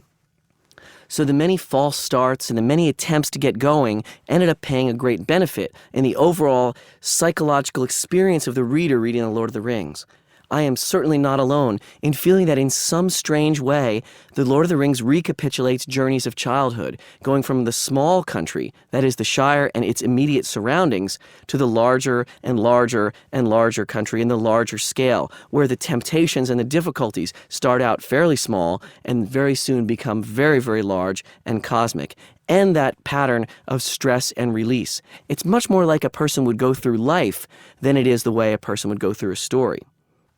What also makes Tolkien's work psychologically realistic is how many people, creatures, and events just come out of nowhere. This is sort of what happens in our real lives. We go and we meet someone we've never seen before, or end up in a situation we've never heard of, or do something we'd never expected. Literature, on the other hand, tends to be more neat and packaged. As Chekhov says, if you have a gun on the mantelpiece in Act 1, somebody better shoot it by Act 3. That's literature. Tolkien's is a little different. People come in that you never expected, whether it's Strider in Bree, or Faramir in Ithilien, and again, nice parallel between those two, or Tom Bombadil, or the Barrow-Wights. All of these things just appear out of nowhere, seemingly, to the hobbits. And what that does is it makes the readers become the hobbits in a certain way. Just as the hobbits don't know the world that they're entering into, really, and are surprised by everything that comes along, so too the reader is surprised by each new thing that comes up. And this, to me, by the way, was one of the big flaws in Peter Jackson's film of The Lord of the Rings. Jackson felt that he had to do what Hollywood and traditional literature does. So if you had a character show up, there had to be a motivation for that character. So instead of it just being some random elf named Glorfindel who comes riding up, it's Arwen who happens to be in the love affair with Aragorn, so you can connect it all up and so forth. Likewise, everybody knows who Aragorn is rather than he's some strange vagabond from the wilderness. I understand why Hollywood did that. It's a lot different experience to watch a movie on the screen where you can't stop and reread or think about something than it is to read a book. But I also feel that it shrinks Middle-earth and it makes The Lord of the Rings smaller and less effective. So the hobbits are intermediaries for us, just like Bilbo was in The Hobbit, but they're also protagonists and they're also heroes. They're very unlikely heroes, though. They're small. They're weak. They appear to be very soft, though that turns out to be deceptive. And they're fundamentally decent. That's the point of that tedious first chapter. As annoying as the hobbits might be to each other with little social barbs and stuff like that, they're basically fundamentally decent. And it's that heroism of decency that, again, links up The Lord of the Rings to its middle-class readers. We can't all go slay a dragon. We can't all go change the world, but we can all be fundamentally decent. This, by the way, is why the various religious readers are able to find things that fit their faith in The Lord of the Rings, because decency is a virtue that's shared by every religion. And so I think that that's one of the reasons The Lord of the Rings is so amenable to religious criticism, because of that virtue of decency. Now, when the hobbits finally do get out of the small country of the Shire, and just to recapitulate, they're chased by black riders, they go into the old forest, and interestingly enough, despite the fact that Tolkien is known as an ecologically sensitive writer, and maybe the first green writer and so forth, the first monster they face is an evil tree, which they plan to deal with by either setting on fire or chopping down, though they don't have to do that. They then end up in the house of Tom Bombadil, very strange character, probably drawn from Finnish legend in some way, but Bombadil was the protagonist of poems that Tolkien had written in the 1920s set in the Oxfordshire countryside. He's kind of a spirit of the countryside. After the Old Forest, the interregnum of the house of Tom Bombadil with its warmth and light and happiness, then we get the danger of the Barrow Downs and the first underground encounter when the hobbits are captured by a Barrow Wight, an evil spirit that lives inside a mound. This is one of the first major tests for Frodo. Frodo with the ring is with his companions, Samwise, the servant/gardener/helper, who is always his best friend and strongest supporter, and his two more upper-class hobbit friends, Meriadoc, Merry, and Peregrine, Pippin. Well, they're all captured by the Barrow-wight. Frodo wakes up. Because he has the ring, he thinks, I could put the ring on and escape, and I'd be sorry that I left my friends. It's a moment of temptation, a very key moment in The Lord of the Rings, because Frodo passes the test and doesn't abandon his friends. Instead, he summons Tom Bombadil, and the Barrow-wight is vanquished. Then, the hobbits arrive in Bree, a city of men and hobbits on the edge of the wild. This is most important, for here they meet Strider, who actually is a traditional hero. Strider is the descendant of ancient kings, and he really is the legitimate king of all of Middle-earth, or at least of all the human kingdoms in Middle-earth. But he's dispossessed, and he's wandering in the wilderness, actually looking for the hobbits to help them, because Gandalf, inexplicably, we find out why later on, Gandalf hasn't shown up. Now, when they meet the true hero of Strider, we see another way that The Lord of the Rings is fundamentally different from Tolkien's sources. Strider is not a modern anti-hero, but he's not a Beowulfian hero either. Strider is not racked with existential self-doubt about whether should I be a hero or shouldn't I.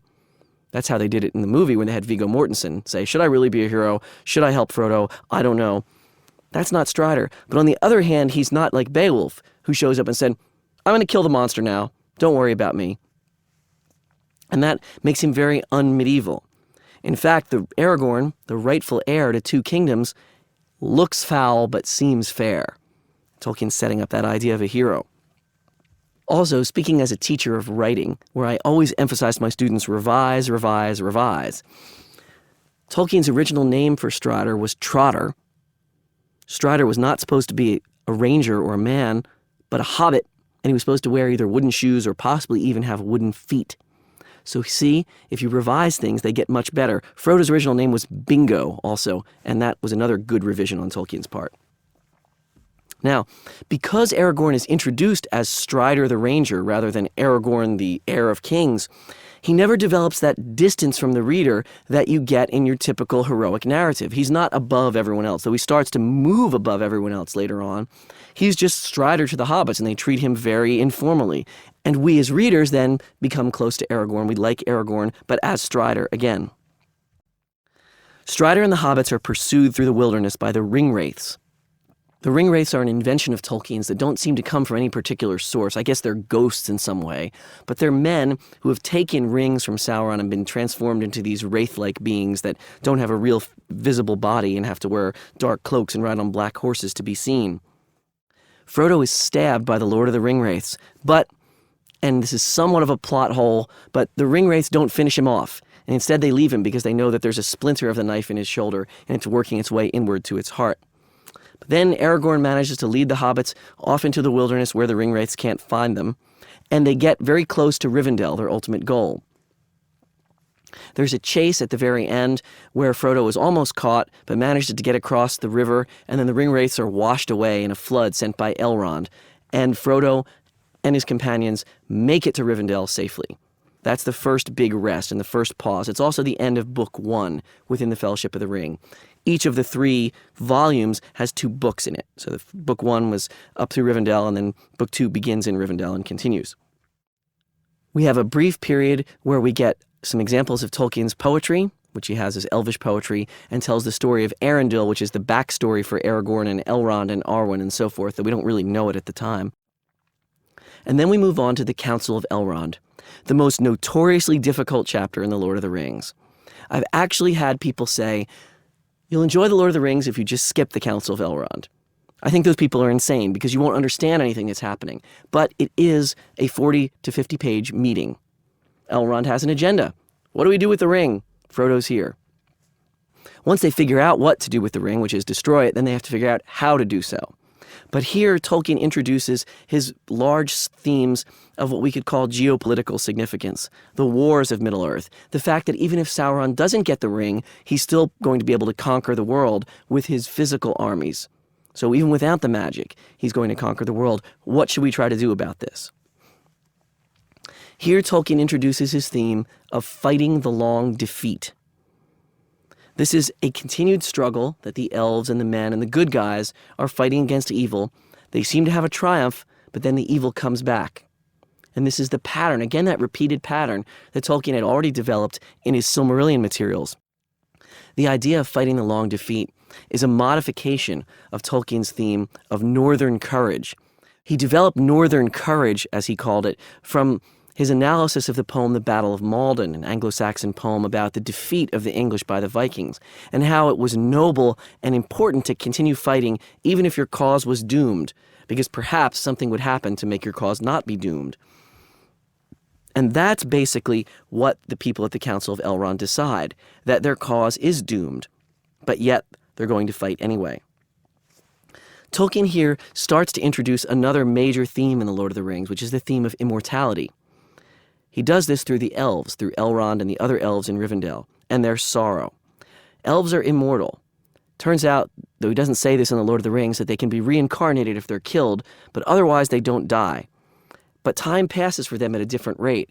Time seems for them both slow and fast, because mortal lives wink out quickly in an elvish lifespan, and slow because the world changes slowly as they watch it. But Tolkien put in this idea that the elves grow weary of the world after enough time, and therefore they either fade from sight or they travel across the sea to the Blessed Land. But the elves in Middle-earth came up with a trick, sadly by the help of Sauron. They made 3 beautiful elvish rings that allow them to preserve things and to not get weary of the world and to make beauty in Middle-earth and not have to leave it. But the elves are pretty sure that when Sauron's ring is destroyed, all of their works of their 3 rings will be destroyed also. But the elves are willing to sacrifice that. And this adds in yet another important theme where freedom in Tolkien is worth the loss of beauty. And that is not always the case for other 20th century literature, where aesthetic beauty is sometimes elevated above all other things. But for Tolkien, it's about freedom. Freedom from domination, even if there are still hierarchies and other structures that aren't exactly democratic. The Council of Elrond decides that Frodo is the safest guardian because he won't be tempted by the ring. That is, because he won't be tempted to use the ring for some good purpose and then be trapped into evil. This is not universally accepted. Boromir, who's the son of the Steward of Gondor, and to set this up, Gondor is on the front lines of the physical warfare against Sauron. He's going to attack Gondor first. So Boromir says, let's take the ring and use it as a weapon to defeat Sauron and then destroy it. But the elves and the wizard say, you can't do that. If you try to use it for good, it will automatically become evil.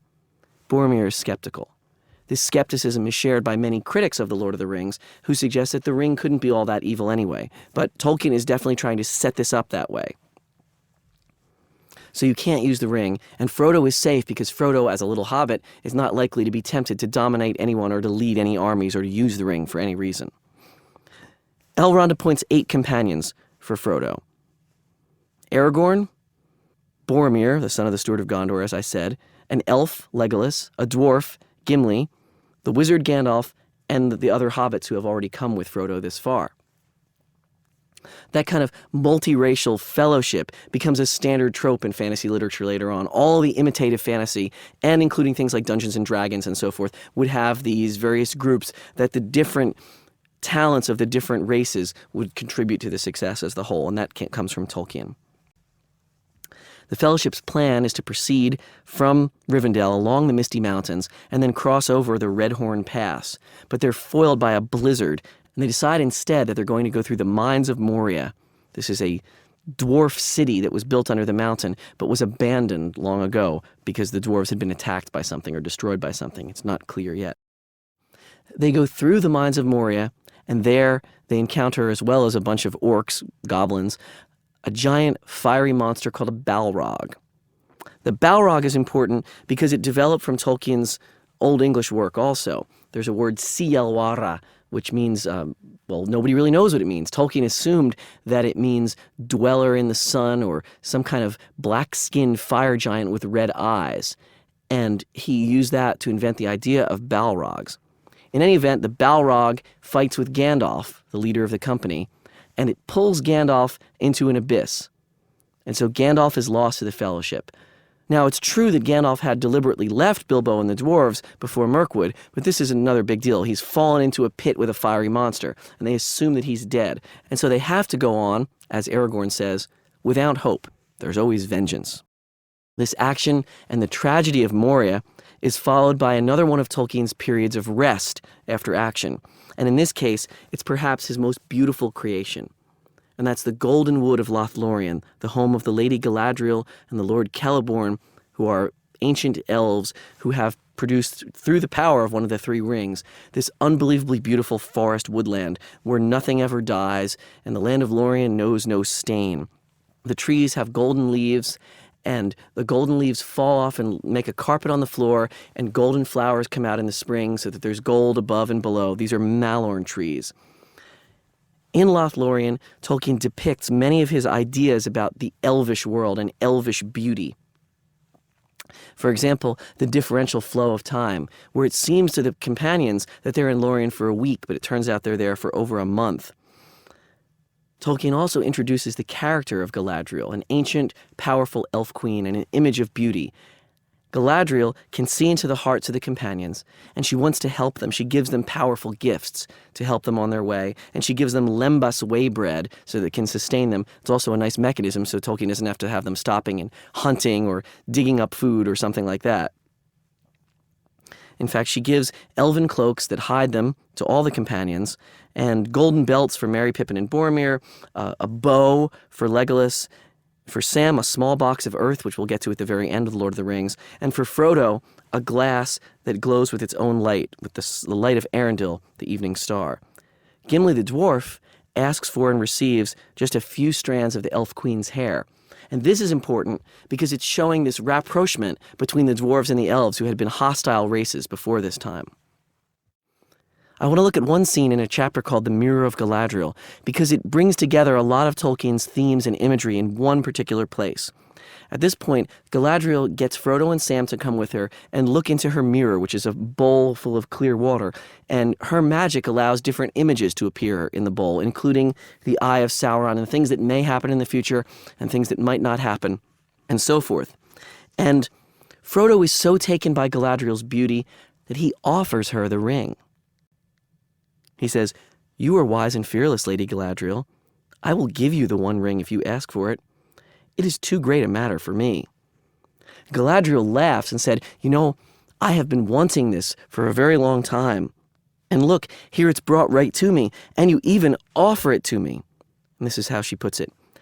"And now at last it comes. You will give me the ring freely, and in place of the Dark Lord you will set up a queen, and I shall not be dark, but beautiful and terrible as the morning and the night, fair as the sea and the sun and the snow upon the mountain, dreadful as the storm and the lightning, stronger than the foundations of the earth. All shall love me and despair." And then she passes the test. She doesn't take the ring. She says she will diminish and go into the west and become Galadriel. And there's a couple really key points in that scene. When she says, "all shall love me and despair," that's confusing. Why would it be despairing if all loved her? I think when you pick apart that scene and you look at what's going on, why is that wrong? Why is it not better at least to have her instead of the Dark Lord? Because she would be taking away people's freedom. All shall love me and despair. If you're loving something that's not a transcendent being, then you should despair. If you're loving at that stage, all shall love me. And so Tolkien's saying here, even as beautiful as Lothlorien is, it's worth sacrificing if freedom can be preserved instead. After leaving Lothlorien, the Fellowship takes to boats and travels down Anduin, the Great River. This allows them to avoid making their decision about whether they're going to head directly to Mordor, which is Frodo's quest, or go to the city of Minas Tirith with Boromir, and then go to Mordor. That's what Boromir wants them to do. As they're traveling, Boromir becomes more and more restless. And the readers, even if the characters can't, the readers can tell that Boromir really wants the ring to go to Minas Tirith, and he wants the ring for himself, not out of greed, but to save his city. He says, even if you can't use it as a weapon of war, you could at least have it there, and Sauron will be afraid to assault it. Eventually, the desire for the ring and the desire to save his city, which he is sure is doomed otherwise, drives Boromir mad. And when they come to the moment of having to make the decision, Frodo says, let me go off and be alone for a while and make my decision. Boromir wanders away, finds Frodo, and tries to take the ring from him. Frodo puts on the ring to hide from Boromir and runs away. At the same time, orcs who have been following the company since Moria, as well as some new orcs who serve the evil wizard Saruman, as well as another set of orcs who serve the Dark Lord Sauron. And in the next lecture, we'll go into much more detail about Sauron the Dark Lord and Saruman the evil wizard. But all of these orcs assail the company, and they try to capture hobbits and run away with them. Frodo and Sam are not seen by the orcs. They manage to go across the river, head east, and start their quest on their own. Merry and Pippin are captured by the orcs. Though Boromir makes a valiant stand and kills dozens of orcs to protect them, he's eventually killed. Now, Boromir hasn't turned completely evil, and he recognizes very quickly that he's done something wrong. Not, by the way, that he's just done something that upset Frodo, but that he's done something deeply, deeply wrong. And Tolkien allows him to redeem himself at the very beginning of The Two Towers, which we'll get to. But at this point, the Fellowship is broken. Frodo and Sam head east. They cross the river in a boat and begin their trip to Mordor, just the two of them. Merry and Pippin, Boromir, Aragorn, Legolas, and Gimli are still on the west bank of the river. And that's how the book ends. Frodo and Sam have traveled from the safety of their home, the Shire, into the protection of the wise, such as Elrond and later Galadriel, and now finally off on their own, without Gandalf, without Aragorn, with only their own companionship and their own courage to sustain them. With the loss of Gandalf, with their separation, they must grow up enough to take care of themselves. In the next book, The Two Towers, which is the subject of the next lecture, Tolkien brings in more of his geopolitical concerns and talks more about politics and culture. But the thread that holds everything together is the journey of Frodo and Sam, the journey of the ring from the Shire to the land of the Dark Lord, and the growth of all four hobbits as they go from insular, uneducated, and inexperienced to adults who are able to take responsibility for not only themselves, but for the entire world. This ends Lecture 5.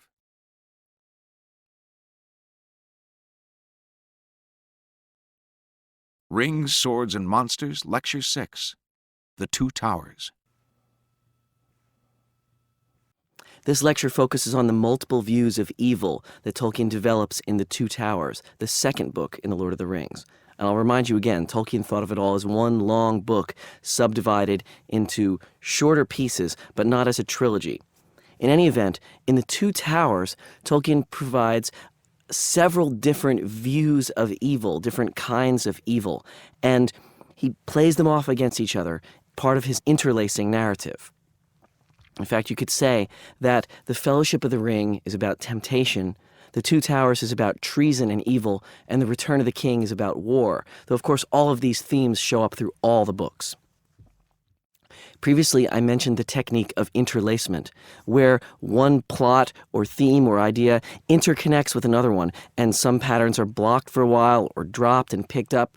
Now, we've seen this in the sense that the small things that happen getting out of the Shire, for example, going through the Old Forest, the Barrow Downs, and so forth are recapitulated later on with the Mines of Moria. But there's also an interlacement that really begins in the Two Towers, where the narrative actually breaks apart, where you have, on the one hand, the story of Frodo and Sam and their quest to Mordor, and on the other hand, the stories of Merry and Pippin, Aragorn, Legolas, and Gimli. The Two Towers then is broken up into two books, Book 3 and Book 4. Book 3 is all about Merry and Pippin and Aragorn, Legolas, and Gimli, who are following them and then catch up to them. And Book 4 is entirely about Frodo and Sam. I should note also that even the title of this book, as is usually the case with the middle of any kind of series, particularly a series of 3, it's somewhat ambiguous. The Two Towers could refer to the Tower of Sauron the Dark Lord, the Dark Tower, and the White Tower of Minas Tirith, or it could refer to the evil wizard Saruman's Tower Orthanc, and the Tower of the Hornburg, where the great battle is fought, or it could refer to the Tower of Minas Morgul, or the Tower of Cirith Ungol, which Sam and Frodo climb past at the end of Book 4. In fact, Tolkien was very happy that there was some ambiguity about which towers the Two Towers were. I think it's most likely that the Two Towers really are the evil wizard Saruman's Tower of Orthanc and the Tower of Cirith Ungol at the end of Book 4. But again, ambiguity can be good in this case. After the breaking of the Fellowship, at the end of the Fellowship of the Ring, Tolkien introduces different narrative points of view for the first time in The Lord of the Rings. Now, this may sound strange because Tolkien's all the way through has what we would call an omniscient narrator. The narrator knows the lay of the land even when the hobbits can't see the lay of the land, and he knows some of the history and the background and so forth.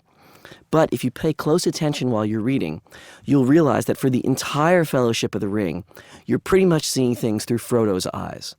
Occasionally, perhaps through Sam's when Frodo is unconscious or and again, it's not a first-person narrative. It's not even what we would call technically a highly associated point of view.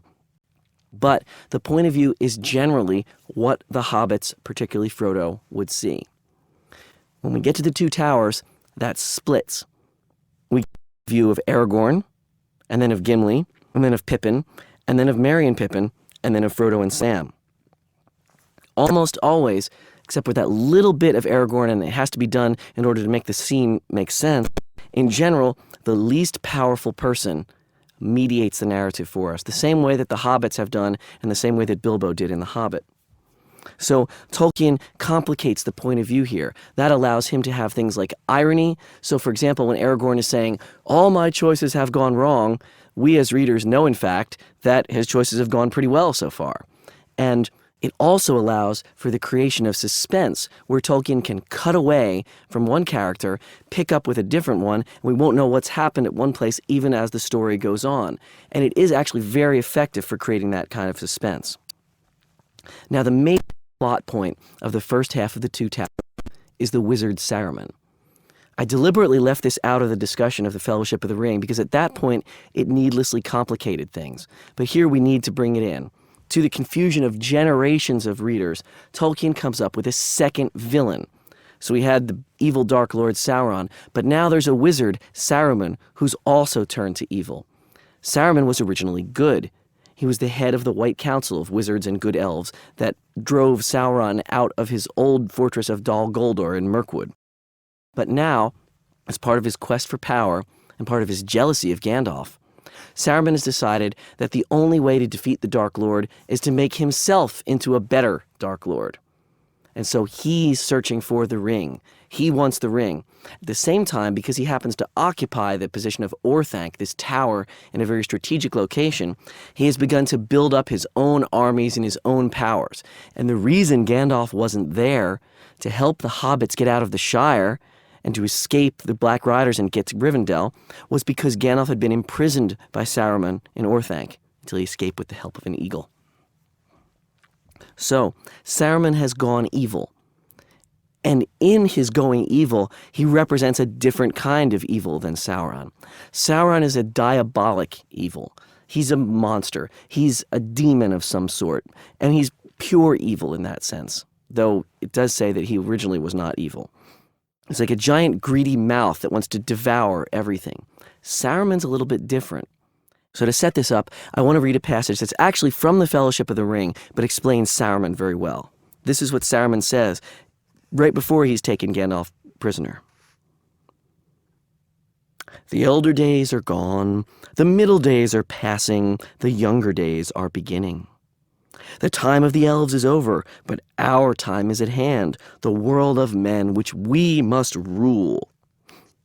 But we must have power to order all things as we will, for that good which only the wise can see. And listen, Gandalf, my old friend and helper, he said, coming near, speaking now in a softer voice. I say we, for we it may be, if you will join with me. A new power is rising. Against it the old allies and policies will not avail us at all. There is no hope left in elves or dying Numenor. This then is one chance before you, before us. We may join with that power. It would be wise, Gandalf. There is hope that way. Its victory is at hand, and there will be rich reward for those who aid it. And as the power grows, its proved friends will also grow, and the wise, such as you and I, may with patience come at last to direct its courses, to control it. We can bide our time. We can keep our thoughts in our hearts, deploring maybe evils done by the way, but approving the high and ultimate purpose, knowledge, rule, order, all the things that we have so far striven in vain to accomplish, hindered rather than helped by our weak or idle friends. There would not be any real change in our designs, only in our means. Now, this is very Weasley, dangerous, and very rhetorically powerful. And Tolkien was very, very good at doing this with Saruman. Saruman is a manager. He wants to manage and control, regardless of the morality of anything that he's doing. And if you look at that particular passage I just read, you'll notice that there's lots of Weasley little adjectives and adverbs. So, for example, there would not be any real change in our designs.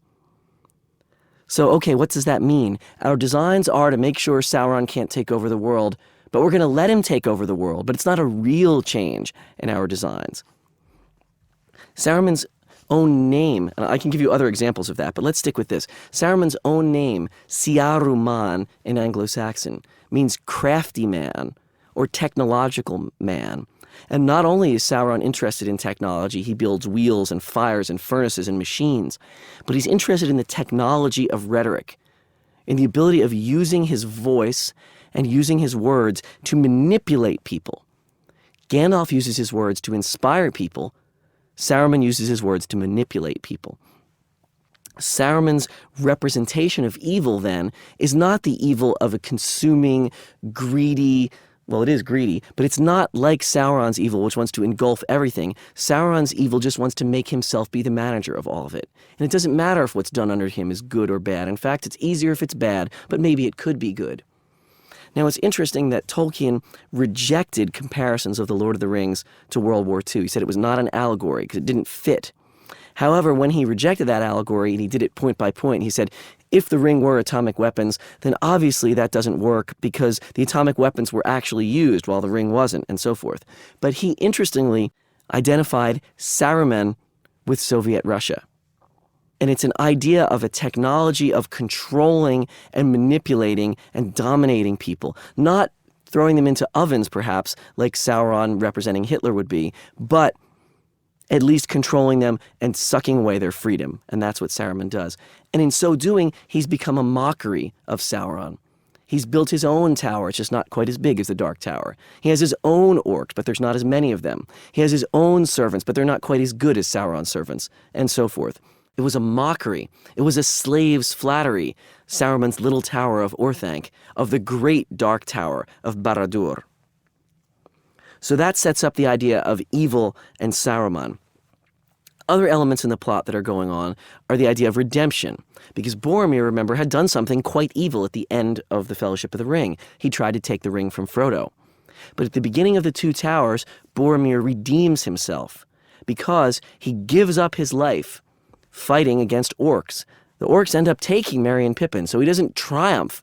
But by killing so many orcs, he causes the orcs to run away rather than stick around and hunt for Aragorn, Legolas, Gimli, Frodo, and Sam, who've all gotten split up. So Frodo and Sam have escaped across the river in large part because of Boromir's sacrifice. And there's a very touching scene between Boromir and Aragorn where Boromir admits, he confesses that he tried to take the ring from Frodo, but then he says, I have paid, and Aragorn agrees and basically absolves him. So some people would even argue that Boromir is the most modern hero of the Lord of the Rings and that he has failed and then achieved success afterwards rather than just achieved success. In any event, Aragorn, Legolas, and Gimli, they decide they can't go with Frodo and Sam, even though the fate of all of Middle-earth rides with Frodo, because they can't abandon Merry and Pippin to the orcs, even though Aragorn, Legolas, and Gimli against 100 orcs is not going to be a very good battle. Nevertheless, they decide they're going to follow the orcs and see what they can do. And they start off on this very, very, very, very long chase where they just run after the orcs. I think the point is that here Tolkien is illustrating personal loyalty and basic decency being even more important than the big geopolitical concerns. Because any kind of value-maximizing choice would say, you have to go with Frodo. They need Aragorn's help. He knows the way. Go with Frodo. But Aragorn says, I can't leave those two hobbits to the orcs. And so they chase after them. They don't catch them, by the way. I think this approach illustrates the idea that Tolkien rejected completely the Machiavellian notion that the end justifies the means. He would say, no, you can't do evil means to a good end. In the very large scale, that's represented by you can't take the ring and use it to overthrow Sauron, even though that's a good thing. Because by seizing it, by using it to dominate other people, by, like, say, riling up your own army and enslaving other people to fight Sauron's army, you're doing something that's evil and wrong. I think it's that rejection of the end justifies the means that sets Tolkien outside the mainstream political views of the 20th century, basically. But it's also what makes him seem so moral compared to lots of other literature. Merry and Pippin suffer through a terrible journey with the orcs, which I'm not going to go into here now, but what they discover is there's several different kinds of orcs that are all fighting at cross purposes. There are the orcs of Sauron, who want to get hobbits, preferably the ring, back to Mordor, the orcs of Saruman, who want to get those same things to Orthanc, and orcs from Moria and the Misty Mountains who just want revenge for all the orcs that were killed there. Merry and Pippin are able to leverage this infighting into escaping, basically, and they get away from the orcs and they get into the forest of Fangorn, and the orcs are destroyed by the riders of Rohan, which in a moment I'll talk about how important they are. But let's just go into the forest for a second. This is a forest that the hobbits have been warned about. It's dangerous, it's scary, but they're safe from the orcs. They're standing on a hill looking out, and suddenly they hear a voice behind them. They turn around, and it's a gigantic talking tree. That 14-foot tall, looks like an old stump. And it's Treebeard. And Treebeard is one of Tolkien's most appealing characters in all of The Lord of the Rings. And also his most original. Interestingly enough, in his early drafts, Treebeard was supposed to be evil. And he was supposed to capture Frodo. Frodo captured by evil giant Treebeard was one of Tolkien's notes. But as the story evolved, Tolkien changed his mind. And he decided that Treebeard was good. He also used Treebeard to solve a crux in Anglo-Saxon literature, which is the word ent. In Anglo-Saxon, the word ent clearly means some sort of giant. It's like glossed with the word gigantus, and it's parallel with gigantus, but it's not very clear what these giants would be. It was Tolkien's innovation to make them be giant trees. By the way, there's no evidence that the Anglo-Saxons thought that their ents were trees. This is Tolkien's invention here, and it probably comes from first coming up with the name Treebeard and then connecting it up with ents. But it does, again, show him taking material from Anglo-Saxon and bringing it into his own work. Even people like the critic Edmund Wilson, who hated The Lord of the Rings, loved Treebeard and loved the ents. Since they're trees, they speak very slowly, and they speak very sonorously. And I'll give you an example of Treebeard here, though I'm sure it would sound better if it were in Tolkien's own voice. The hobbits ask Treebeard about why they were warned against his forest by Celeborn back in Lothlorien. Why did Celeborn warn us against your forest? Did he now? Rumbled Treebeard. And I might have said much the same if you had been going the other way. Do not risk getting entangled in the woods of Laurel-in-Dorinan. That's what the elves used to call it. But now they make the name shorter. Lothlorien, they call it. Perhaps they are right. Maybe it is fading, not growing. Land of the Valley of Singing Gold. That was it, once upon a time. Now it is the dream flower. Ah, well. Treebeard's slow, sonorous speech is very compelling, especially when you can read it at the speed you want and you don't have to listen to it go through very slowly. And he's a very funny old creature, and he really likes the hobbits, and he's very powerful. It's very important that he's very powerful and he's the leader of the Ents, because the good guys are going to need all the help they can get. Because not only is Sauron, the Dark Lord, attacking Minas Tirith, but Saruman is attacking Rohan, the country of the Horse Lords, which is where Fangorn Forest is located, at the edge of Rohan. Just to catch you up really briefly on the plot, Aragorn, Legolas, and Gimli meet the riders of Rohan, are told that the orcs are all dead, are told there were no hobbits, but nevertheless go to try to find the hobbits. They find the hobbits' tracks, track them into Fangorn Forest, but lose track of them, but there they meet someone even more important. It's an old man, clad in white. They think at first it's Saruman, but it turns out to be Gandalf, who is brought back from death after his encounter with the Balrog, and is now Gandalf the White, the replacement for Saruman, and ready to lead in the wars against Sauron and Saruman.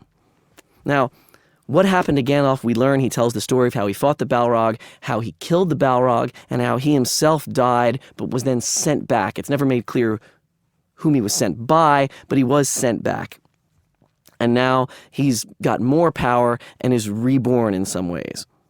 And this sets up some of the ideas that Tolkien has about providence and about the valor, the powers that help run the world. But Tolkien doesn't ever bring this into the story, so we just have to go with Gandalf was sent back. Well, I'm glad he's there.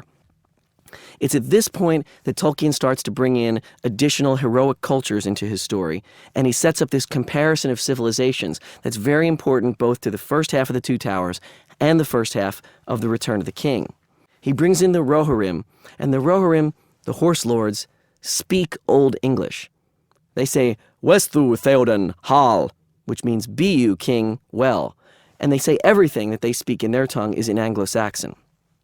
Now, I'd pointed out that Beowulf had been a strong influence on The Hobbit, but Tolkien's medieval sources in The Lord of the Rings had not really been that important yet, but now they start to really come into play, and his scholarship is involved in his world building. Now, it's important to note that Tolkien denied that the Rohirrim were Anglo-Saxons, though they speak Anglo-Saxon. He made this elaborate circumlocution to say that, well, he was just translating whatever the Rohirrim's real language was, and in fact, it had the relationship to the common speech that Anglo-Saxon had to modern English, and that's why he translated that way. But I don't think anyone actually believes that. It's kind of a Band-Aid to put on top of the whole argument. More importantly, though, they're not real Anglo-Saxons in the very important sense that they are completely focused around horses, and the Anglo-Saxons were not. But the ancestors of the Anglo-Saxons were. And that's where Tolkien's coming from with the Rohirrim. They're the Goths, if you want. They are the continental European horseback warrior culture that gave rise to the Anglo-Saxons eventually. Their culture is young and fresh and energetic, but it's not very learned. In fact, listen to the description that Tolkien gives of the Rohirrim. This is Aragorn describing the riders of Rohan to Legolas and Gimli so that they can know what they're going to meet. They are proud and willful, but they are true-hearted, generous in thought and deed, bold but not cruel, wise but unlearned, writing no books, but singing many songs, after the manner of the children of men before the dark years. This is really not a description of the Anglo-Saxons at all, who wrote many books, as well as singing many songs. But it's an idealized kind of Germanic barbarian, and I think it really comes a lot from William Morris's The House of the Wolfings. And let me give you a good example of that. When we get to the description of Edoras, which means the courts in Anglo-Saxon, where the king of Rohan lives, Tolkien describes the room that they're in, a great hall with pillars and tapestries and so forth, using almost only Anglo-Saxon words. He uses one French word, louver, which describes a place where the smoke can escape through the roof. Interestingly enough, in William Morris's House of the Wolfings, Morris has the same word, but he tries to anglicize it and calls it a luffer, L-U-F-F-E-R, which would be the English spelling. Tolkien realized that that would just be too jarring and distracting since no one uses that word anymore, and so he was stuck with the French word, but he's still playing, I think, off of Morris there. In any event, they meet Theoden the king, and Theoden's name means king in Anglo-Saxon. And in fact, this becomes a little running joke with Anglo-Saxon in The Lord of the Rings, in that all the names of the kings of Rohan mean king in Anglo-Saxon. So Theoden means king, Thengel means king, Eomer means king, Eamund means king, and so forth. So it's a joke when they address each other, they say king, king, and so forth, if you know the language. Theoden has been bewitched by Saruman, and he's miserable, and he's not willing to fight, but Gandalf kindles his spirit, and they rush off to fight a huge battle at Helm's Deep, a fortress. And there, with a lot of luck and a lot of heroism by Aragorn, Legolas, and Gimli, they defeat the armies of Saruman. Also with a lot of help by Treebeard and the Ents, who on the one hand go and destroy all the fortress around Saruman's tower, though they can't destroy the tower itself, and on the other send these moving but not talking trees called Hurons to kill off all the extra orcs. So Saruman is defeated, but Gandalf has to still go and try to get him out of the tower. Gandalf tries to convince Saruman to become good, but Saruman has gone too far down his path of evil, and so he refuses, and Gandalf breaks his staff, casts him out of the wizard club. Then, at that moment, a shining ball is thrown out of one of the top windows of Orthanc and almost hits Gandalf. Turns out that this is a palantir. It's a crystal ball. It's been used for seeing afar, and that has put Saruman in touch with Sauron and allowed Sauron to dominate Saruman. Pippin looks into the palantir and nearly betrays everything to Sauron, but he doesn't, which is lucky. And so Gandalf takes him away to Minas Tirith, and that sets up the next big cultural comparison that we're going to have, which is between the civilization of Minas Tirith, the civilization of Gondor, and the Rohirrim, who we have met, these proud, bold, unlettered, but very brave Anglo-Saxons. So that concludes the first of the books in the Two Towers, Book 3. And now we switch points of view from all of the geopolitical struggles that have been going on to the very straightforward journey of Frodo and Sam.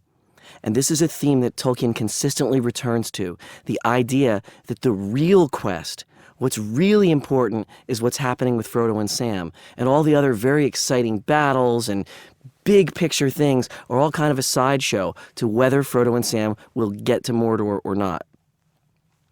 And the most important thing that happens in this book is that Frodo and Sam meet up with Gollum.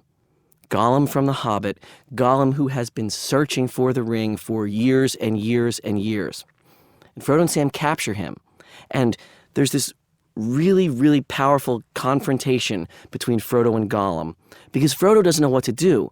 If they kill Gollum, they're doing something wrong. You can't kill a helpless enemy in the decency of the hobbits. The hobbits would no longer remain decent if they did something like that. On the other hand, they can't leave Gollum loose to follow up behind them and strangle them as soon as they fall asleep or to bring enemies upon them. They're caught in a dilemma. They're between their own morals and the fate of the world. And as is usual with Tolkienian heroes, they choose their own morals, even if they have to risk the fate of the world. Now, the other reason that the confrontation between Frodo and Gollum is so powerful is that Gollum and Frodo are the two individuals on Middle-earth who can understand what the other one has felt. Because of being ring bearers, because of having had the ring for so long, Gollum understands what Frodo's going through with the ring in a way that Sam doesn't, and vice versa. Frodo understands what it must have been like for Gollum to lose the ring and to have lost his treasure and to be suffering it, because the ring generates a kind of addiction in the person. The person who has the ring becomes addicted to it. They can't put it down. They can't let it go. That's part of its power. And they lust for it to come back to them. And so Frodo understands Gollum, and Gollum understands Frodo. This, by the way, was beautifully accentuated in Peter Jackson's film of The Lord of the Rings, where they used computer technology to take the actor Elijah Wood's eyes and give them to Gollum. So the same blue eyes were in both characters to indicate how close Frodo and Gollum were to each other. So what eventually happens is that Gollum and Frodo come to an agreement. Gollum swears by the ring, which he calls his precious. He swears by the master of the precious, which is Frodo at this point, that he will do whatever it is that Frodo tells him. He will protect the precious. And Frodo believes that Gollum will keep that promise because he's sworn it to the ring, which has controlled him for so long. And Frodo knows that if he were to put on the ring, because the ring had once mastered Gollum, he could control the Gollum.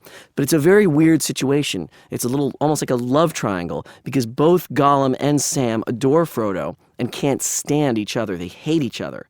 Sam is suspicious of Gollum. Gollum knows Sam is suspicious of him. Sam was the one who attacked him in the first place when they fought and so forth. So there's a weird kind of emotional triangle that goes on here. Gollum guides the hobbits through the hills of the Emyn Muil, through the dead marshes where they would have died if Gollum hadn't been there to help them. And then, out of nowhere, they meet Faramir. And this is very parallel to how out of nowhere they met Strider back in Bree. And Faramir is the brother of Boromir. He's of the men of Gondor. He's of the Númenórean race of men, a group of men who we'll see in the first part of the Return of the King, who still remember their elvish lore and are still connected to the elves in some way. And Faramir is completely honorable. So he says, as a rash promise, he says something like, if I found it lying on the roadside, I wouldn't take it, not knowing that Frodo has the ring. And then when he finds out that Frodo has the ring, he holds himself bound by that promise. That's how much Faramir values his word. Faramir, just like Galadriel before or Elrond before that, helps Frodo and Sam. There's a whole extra confrontation with Gollum that we don't need to go into right now. But basically, Gollum proposes to lead Frodo and Sam into Mordor through a secret path. They already tried the main gate. They saw that they couldn't get in there. So they're trying to do a secret path called Cirith Ungol, which means the Pass of the Spider. And Gollum is planning a treachery. Gollum's idea is that the giant spider who lives in the cave will eat Frodo and Sam, but not keep the ring, and then he, Gollum, can get the ring, and he won't have actually broken his promise not to hurt Frodo, since someone else will have done it. While Frodo and Sam and Gollum are on the stairs of Cirith Ungol, Tolkien develops what we would call metafiction, fiction about fiction, where he has Sam talking about, Mr. Frodo, do you think we're in a book right now? Are we in a story and someone's reading the story to their son, and the son says, let me hear more about Frodo, the great hero, or the most famousest of all the hobbits? And Frodo laughs and says, what about Samwise? Frodo would have gotten nowhere without him. So the two characters are, in a non-ironic way, they're aware that they're in a story, and they look outside of the story. And at that moment, Sam asks of Gollum, Gollum, are you the hero or are you the villain? Which do you want to be? And Gollum isn't there. Now, this is so important because it has great bearing on the problem of evil. How does evil exist? What is evil like? How is Gollum evil? And the question is Gollum, in his own mind, the hero of his own story? The story of good old Sméagol, Gollum's original name, and how Sméagol got the ring back? Or is Gollum so damaged and so broken that even in his own mind, he's not the hero of his own story? And I bring this up because in a lot of discussion of Tolkien, there's all this talk that everybody's black and white, there's only good, there's only bad. Well, this is utter nonsense, as we'll see with Denethor later on, as we've already seen with Boromir, but most of all with Gollum, you can't really clearly determine, is Gollum even the hero in his own story? And it's very sad, actually. And Tolkien emphasizes that sadness a little bit later on when Sam and Frodo have fallen asleep on each other and Gollum comes back to them. And I just want to read this little passage here.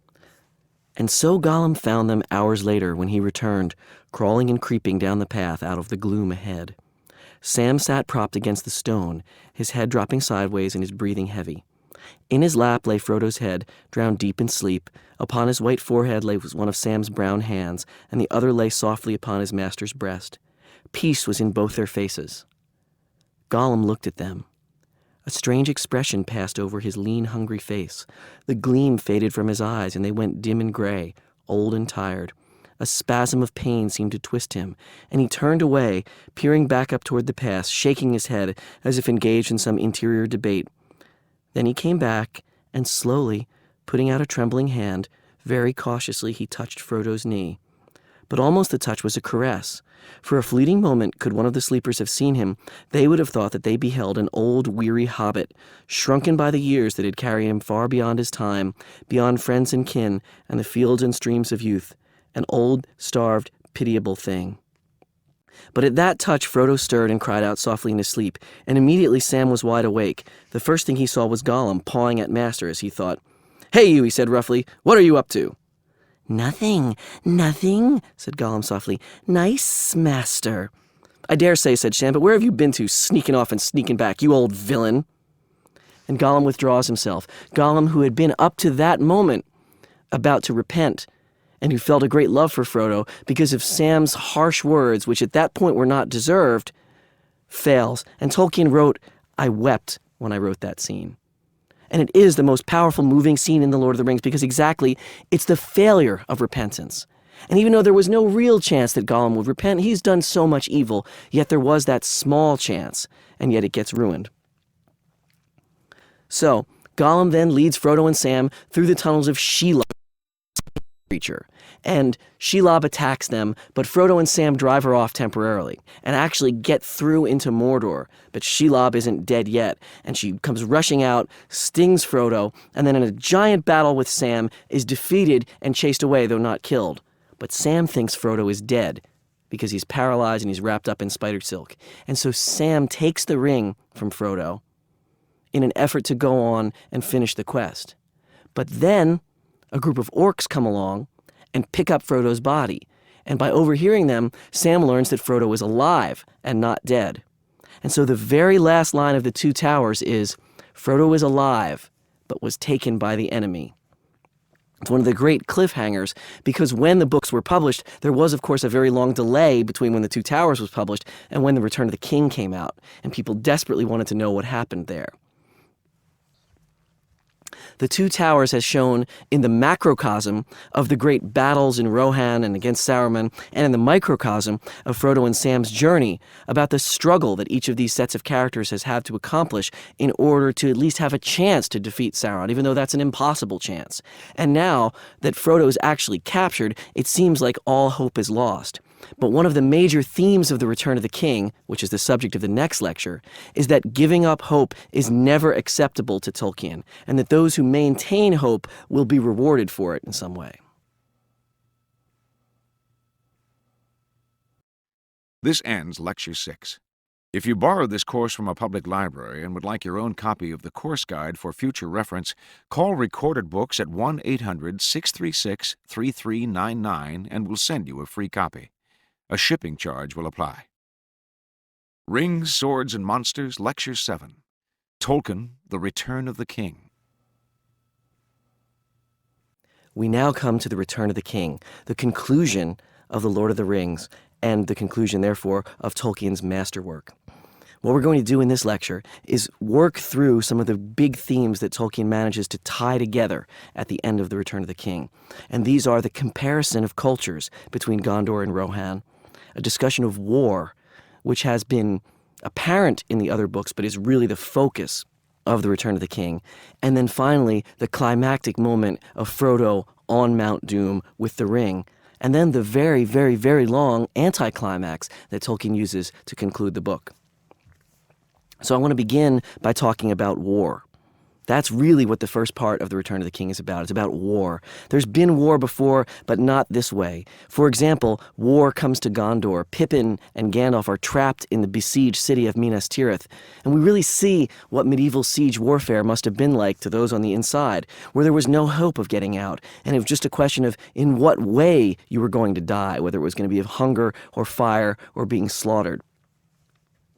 It's important at this stage to note that Merry and Pippin are separated for the first time. And so we get Merry's point of view and Pippin's point of view. And that allows Tolkien to develop a very clear contrast between Gondor and Rohan.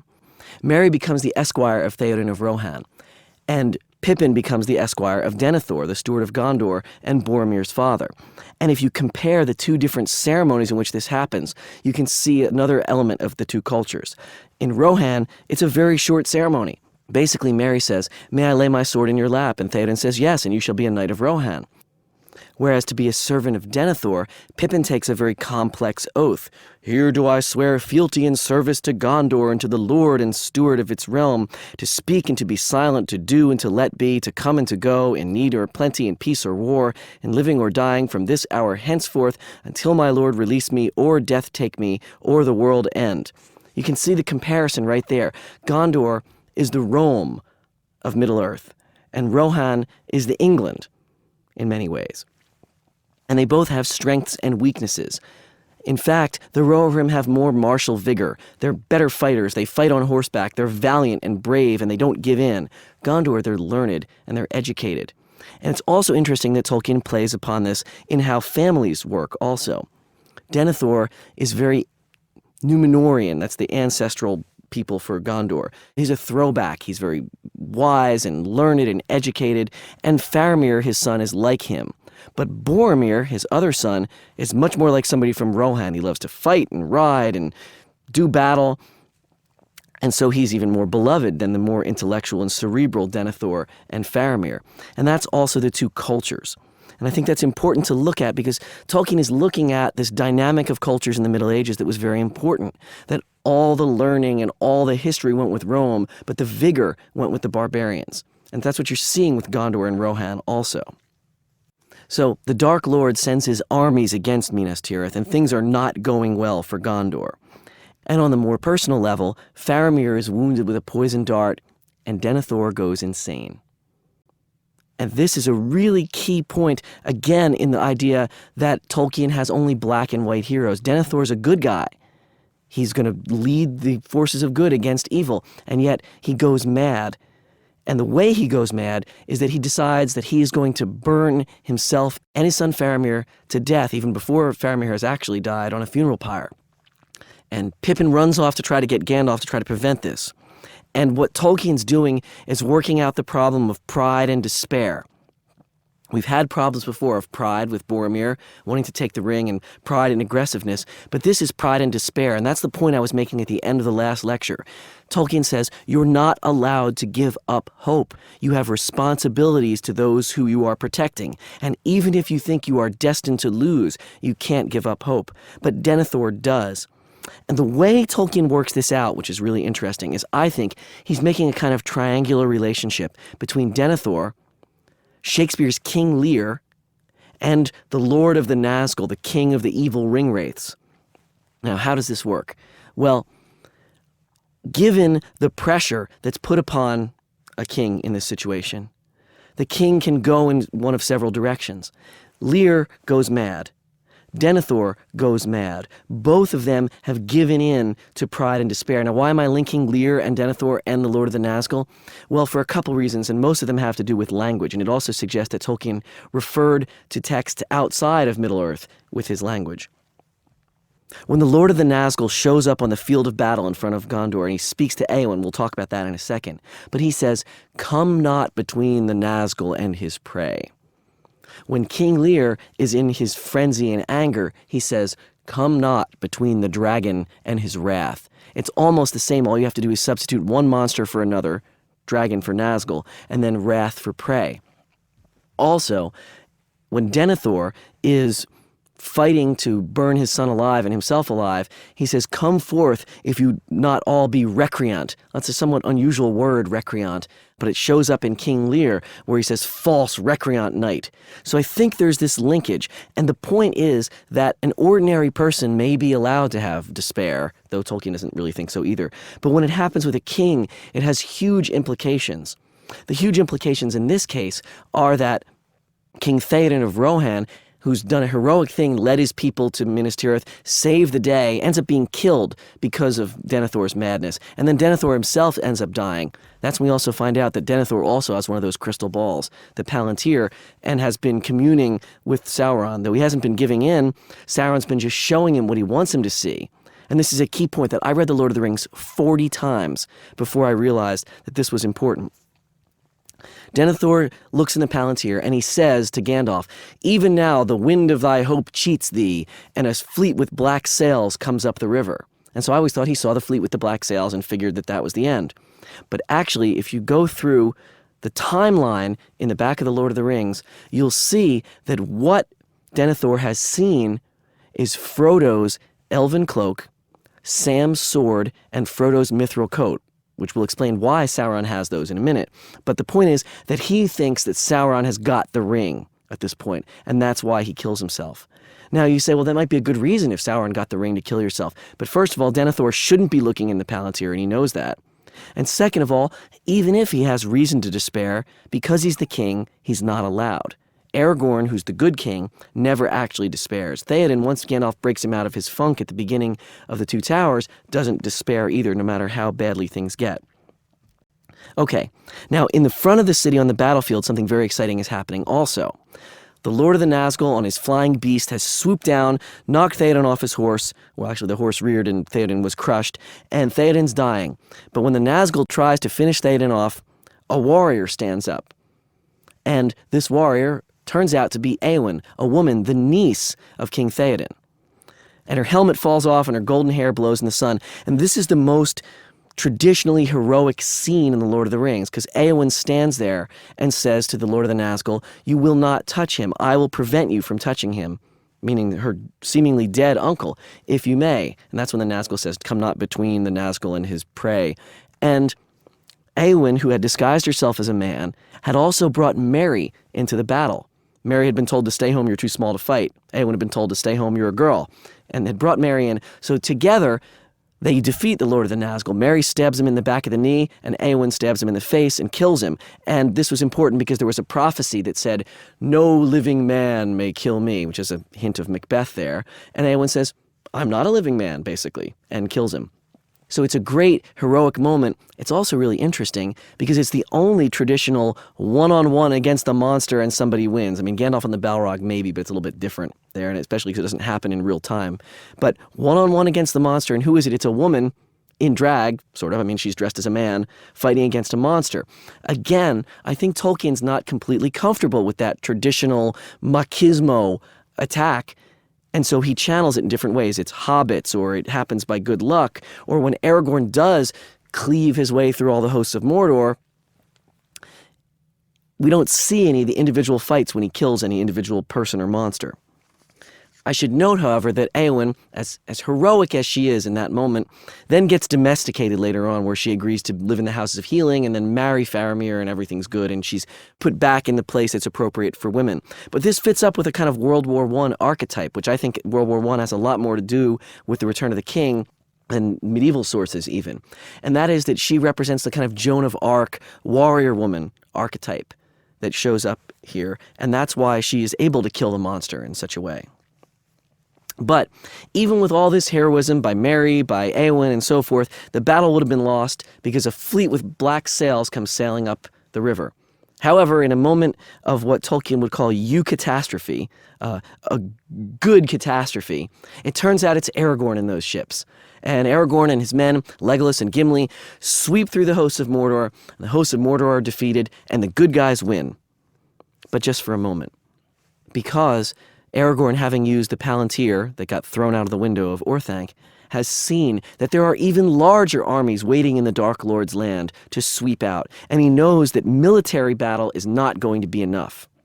And so there's a chapter called The Last Debate, in which Gandalf and Aragorn and all the princes of Gondor and Rohan and so forth decide what to do. And they have a brilliant plan. They're going to go and attack Mordor. Yes, the impregnable giant stronghold of the Dark Lord, filled with armies, and they've got about 6,000 people, and they're going to attack it. The reason they're going to do this is they want to trick Sauron. They want Sauron to think that they have the ring, and that this is the vanity of the new Ring Lord, and he's going to drive in and try to attack Mordor, and so Sauron can think, well, I can just defeat him and take the ring from him then. And the whole point is to distract Sauron from Frodo, because again, the point is not the big large-scale battle, the point is the two people, Frodo and Sam, making their way through Mordor. In The Last Debate, Gandalf outlines his whole strategy and what should be done, and why they should try to destroy Sauron via the ring rather than in military force. And if they can destroy him, a great evil will be removed. And then Gandalf says this is a key part of Tolkien's philosophy. Other evils there are that may come, for Sauron is himself but a servant or an emissary. Yet it is not our part to master all the tides of the world, but to do what is in us for the succor of those years wherein we are set, uprooting the evil in the fields that we know, so that those who live after may have clean earth to till. What weather they shall have is not ours to rule. I think here Tolkien is addressing and rejecting the idea that because you can't end all injustice in the world, because you can't destroy all dictators or all bad guys, you shouldn't fight any of them. That's the appeasement strategy, right? We can't fight both Hitler and Stalin, and so we shouldn't fight either of them. And who are you to say that it's right to destroy Hitler first? But Tolkien thought that was nonsense. You did what you could in front of you, you did what was your turn to do, and then you at least gave a chance for the next generation to fight. So I think it's a very important idea there. Then they march off to Mordor, they're in front of the Black Gate, and Sauron sends out his emissary, the mouth of Sauron, and he has Frodo's mithril coat, Frodo's elven cloak, and Sam's sword. And he says, we'll give you this spy. Notice he says the singular, so we already know something's up. We'll give you this spy back if you'll give all the land between here and the Misty Mountains as tributary to Mordor. Now, Sauron has no intention of actually following this, but he's toying with them and trying to make them feel miserable. And then he lets loose this huge host of orcs, and you're going to overwhelm them. And at this last moment, Pippin starts to yell, "The eagles are coming! The eagles are coming!" Just like at the end of The Hobbit, where Bilbo had yelled, "The eagles are coming." However, Pippin himself notes there's a variation. That was Bilbo's tale, and this is mine, and it is over now. And that's how Book 5 ends, with Pippin passing out. In Book 6, then, we return to Sam, who has to rescue Frodo from the Tower of Cirith Ungol. But in another good gimmick, Sam realizes that if he puts on the ring, Sauron will see him, because he's wearing the ring. If he doesn't put on the ring, the orcs will see him. And then we get what's probably the biggest plot hole in The Lord of the Rings. Frodo's at the top of the tower, and there's like 100 orcs in there. But then all of a sudden, the orcs fighting over the mithril coat that Frodo was wearing kill each other off until there's only 1 or 2 left. And so Sam is able to go in, kill an orc, rescue Frodo, and escape. And he gives the ring back to Frodo also. And this is where we see that something is really not right with Frodo. Frodo is thinking Sam's monstrous, and "Give me the ring," he yells. And you see that Frodo is going to have a real big problem giving up that ring later on. Tolkien's forecasting it there. One of the other things that does happen at that moment is that one of the orcs escapes from the tower and heads off to Sauron's tower, carrying Frodo's mithril coat and the cloak and the sword. So we know now how the mouth of Sauron got those things. And that's why there was that big cliffhanger there, because how did those things happen? Well, the orc got away with the stuff, but Frodo and Sam actually did get away. Then there's the hideous journey through Mordor, a journey of hunger and thirst and misery and getting partially captured by orcs. But I want to skip all that and get us right to when they're climbing the slopes of Mount Doom. Frodo has been almost completely consumed by the ring. He says all he can see is the image of the ring in his mind, like a wheel of fire, and he can't even walk. Sam has to physically pick him up and carry him. Interestingly, Sam doesn't feel the kind of magical burden of the weight of the ring. He just feels a kind of emaciated hobbit, and so he actually can carry Frodo up the mountain. But then, at the last moment, they're attacked by Gollum. The attack from Gollum rouses the embers of Frodo's heart, and he shoves Gollum away, and he keeps Gollum from getting the ring. And he leaves Sam to finish Gollum. Sam draws his sword, because Sam fully intends to kill Gollum after the betrayal with Shelob and so forth. Frodo goes on, but then Sam finds he can't do it. Gollum's this shriveled little emaciated skeleton cowering in the dust, and Sam can't bring himself to murder it. So he says, "Just go away before I kick you." And Gollum seems to run off. Sam turns around. Of course Gollum turns around and follows them. You knew that was coming. They go into the very chambers of fire, the heart of the mountain where the ring was forged. And Frodo fails. Frodo goes right up to the edge of the crack of doom, and he says, "Then Frodo stirred and spoke with a clear voice, indeed with a voice clearer and more powerful than Sam had ever heard him use, and it rose above the throb and turmoil of Mount Doom, ringing in the roof and walls. 'I have come,' he said, 'but I do not choose now to do what I came to do. I will not do this deed. The ring is mine.' And he puts on the ring and vanishes. Now, before we go to what actually happens, I want to look very, very closely at what Frodo says there, because Tolkien obviously chose these words with extreme care. 'I have come.' So Frodo acknowledges that he has brought himself to the point he is supposed to bring himself to. This is really important for later on. 'But I do not choose now to do what I came to do.' This is important because of the metaphor of addiction that I've been using about the ring. The ring has addicted Frodo, but yet Frodo himself acknowledges that it's his choice.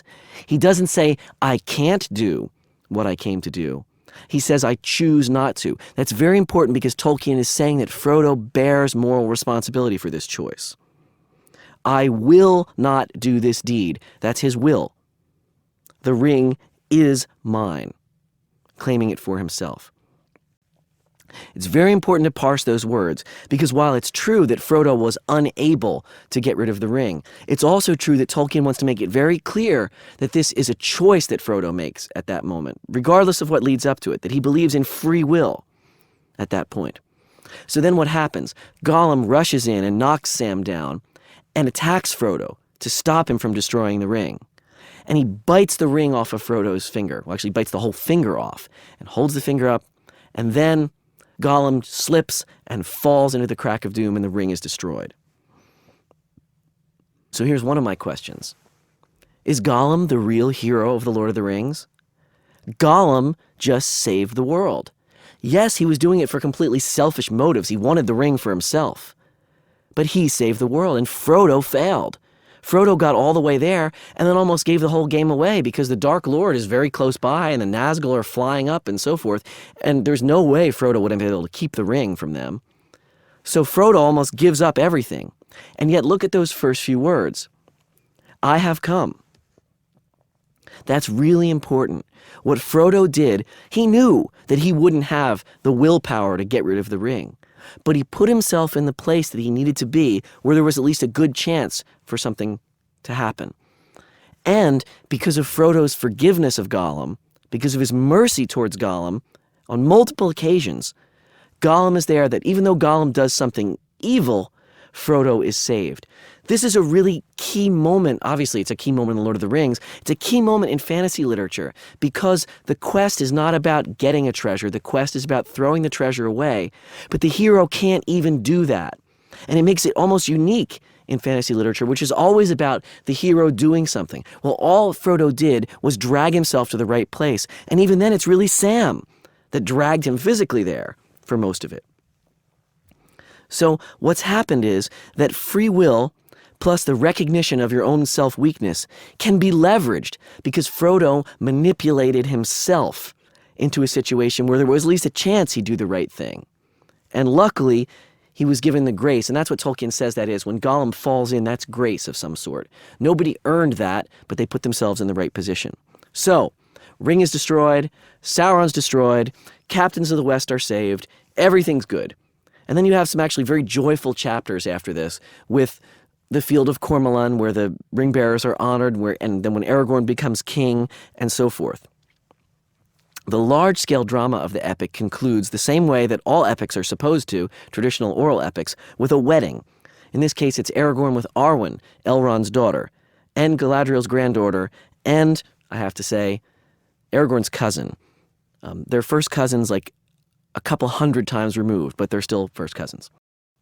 The wedding is usually the end of a traditional epic, but in this case, Tolkien has more than 100 pages of what could be called falling action, which is again where we get things in the microcosm that had been in the macrocosm. Just before, we've gotten things that had been in the microcosm of the Shire, and then in the large-scale events of the War of the Ring. Now the hobbits go back to the Shire. And what they find there is that Saruman has tried to ruin it. He sent his ruffians, and he's made some deals with some corrupt hobbits, and trees are cut down, and there's lots of gathering and sharing, but no one actually gets to share, they just gather. And things are poor, and there's lots of rules. Well, the hobbits, now that they're grown up, Merry and Pippin particularly, also Sam, less so Frodo, because Frodo's rather burnt out, and he's a complete pacifist, and pacifism isn't needed at this particular moment. But Merry, Pippin, and Sam rouse the Shire, chase out the ruffians, and set things to rights. And so on the very, very large scale where they've chased out Sauron and set things to rights in Middle-earth, they've done it on the small scale in the Shire now. Gandalf says, "You have all grown, among the great you are now." And that's the psychological journey that we saw in The Hobbit for Bilbo, that we've seen on a much grander scale for all of the hobbits, though less so for Frodo, who's become sacrificed, but much more so for Merry, Pippin, and Sam. Finally, Saruman gets killed in the Shire, and that's kind of the conclusion of the end. Evil is removed from Middle-earth. But the book isn't over yet. Frodo is unable to enjoy the Shire because of his many wounds and because of the loss of the ring. And after a time, he decides that he's going to depart with the elves and go across the sea from Middle-earth with Galadriel and Elrond, who are leaving now that the power of the Three Rings is gone. And he meets up with Bilbo, who is also leaving, who's very, very, very old at this point. And they get on a ship at the Grey Havens and sail across the sea, leaving behind Sam, who's married and has children back in the Shire, and Merry and Pippin and the mortals. The last line of The Lord of the Rings, when Sam returns home and they set his little daughter on his lap, and he says, "Well, I'm back," is one of the most heartbreaking lines in literature, because everything that Frodo's done and everything that Sam has done It comes down to going on with your life, being back to start everything over again. Not necessarily start an adventure, but to start living in the Shire. When Frodo and Bilbo go across the sea, I know myself, I always thought that that was some kind of heaven and that they'd get to live forever. It would be a great reward. But in fact, Tolkien said they were going to the Blessed Land to die. They would be healed of their pain, they would enjoy some time there, but they too would die. And I find that even more heartbreaking in a sense. There's no great reward for doing such wonderful things as saving the world. So what are the large themes that we can see that have worked all the way through The Lord of the Rings, or that might take us till the very end of the book to see how they played out? Well, I think one of the most important ones, and probably the one that has given so much impetus to the Christian criticism that's been a growth industry in the past 20 years, is the theme of mercy. Nobody ever gets punished for being merciful, even when it's dangerously merciful. Even when it's letting Gollum live, when he's right behind you and you know he wants to try to kill you in order to get the ring. Even that mercy isn't punished. Now, it's true that some people have criticized Tolkien that no orcs are given any mercy. Tolkien himself found this ridiculous. He said a book that breathes mercy from one end to the other shouldn't be criticized for not giving quarter to orcs. But that is a problem in some ways, depending on how you look at it. The theme of mercy is there throughout the books. The theme of loss is there throughout the books. Despite the victory at the end, really the entire falling action, it's Theoden's funeral, it's the departing and saying goodbye to everyone, saying goodbye to Rivendell, seeing the Shire damaged, and then saying goodbye to Frodo and Sam. It's a very, very long saying goodbye. That's really heart-wrenching when you read it, especially when you read it after all that's come before. So there's a theme of loss. There's a theme of loss of immortality. And there's a theme that the world is not as good now as it was before because of how evil has marred it. We can also look at The Lord of the Rings through contemporary critical eyes. And I want to address one issue that's been very, very harshly debated, especially since the films came out. And that's the issue of race in The Lord of the Rings. Especially looking at the films, which made orcs very dark-skinned with dreadlocks and so forth. There's been a lot of criticism that The Lord of the Rings is racist in some way, that there are these Aryan blonde elves. Not really true in the books. In the movies, they made all the elves blonde. Only Galadriel was blonde in the books. And northern European peoples defeating the swarthy orcs and the swarthy dark men of the south and so forth. And I have to admit that if you take this at a very shallow view, that looks pretty unpleasant. And it has bothered some people. But I want to put things in a couple contexts. The first of these is that orcs are not people. This is very important. That's why I made such a big deal about the invention of orcs and goblins in MacDonald. Tolkien feels bad when people get killed. He does this very explicitly in the scene where Sam sees the Oliphant and sees the dead Southron soldier. And Sam wonders what brought this man so far from home. And Sam feels very, very sorry for this man that has been killed. That's very important to distinguish between killing a monster, which are the orcs, and killing a person. I can take this even further. It's not 100% clear, but it's at least possible that what orcs really are elves who have had their spirits taken out of them, and then the spirits would be reincarnated, and have evil spirits put into them. In which case, killing the orcs would be metaphysically a good thing, because you're freeing the elvish bodies up from these evil spirits. But the bigger point is, especially this comes from Beowulf, why Beowulf fights Grendel, Grendel's mother, and a dragon rather than a bunch of people, is that for fantasy literature, it's uncomfortable to kill a bunch of humans, even if they're bad humans. Even though this does happen, obviously, in The Lord of the Rings, there's lots of Southrons and Easterlings and so forth that have to be fought. The second thing is that at least when it comes to the Southrons, Tolkien seems to be admiring them, even as he has his men fighting against them. They're brave, they're proud. It's exactly the image that people in medieval Europe had of the Saracens, the Moors, what we would call today the Muslim countries, but it was a little more racially set then, that was going on during not just the Crusades, but when the Moors were invading Europe and so forth. And so it's not our contemporary gross form of racism of thinking these people are inferior. They actually were thought to be superior or braver in some ways. That doesn't excuse, of course, if you were actually killing a bunch of people because they look different from you. But remember, this is a political conflict. And so people do have to defend themselves in it. And I think it's wrong to consider Tolkien as being some kind of racist because of that. Now, Tolkien does seem to believe in hierarchy. Elves are higher than men and so forth. But again, these are different species, not different races. And I think that's important to look at. Another contemporary prism that you can look at the Lord of the Rings through is that of women. How do women signify in the Lord of the Rings? For the longest time, people said, oh, it's all just a boys' book. It's not relevant to girls. Now, I think the success of the Lord of the Rings films has shown that's not true. Every time I go give a lecture somewhere, there's at least as many women as men in the audience, and as many women who dress up in costume and so forth. But it's more important than that, because when you read the Lord of the Rings carefully, you realize, yes, the main characters are all male. But yet, the women are among the most important characters in the book, particularly Galadriel and everything she does, and Éowyn and everything she does. And then off stage, Arwen, Goldberry, Tom Bombadil's wife, and you could even add in Shelob, the giant evil female spider, but that might be pushing it too far.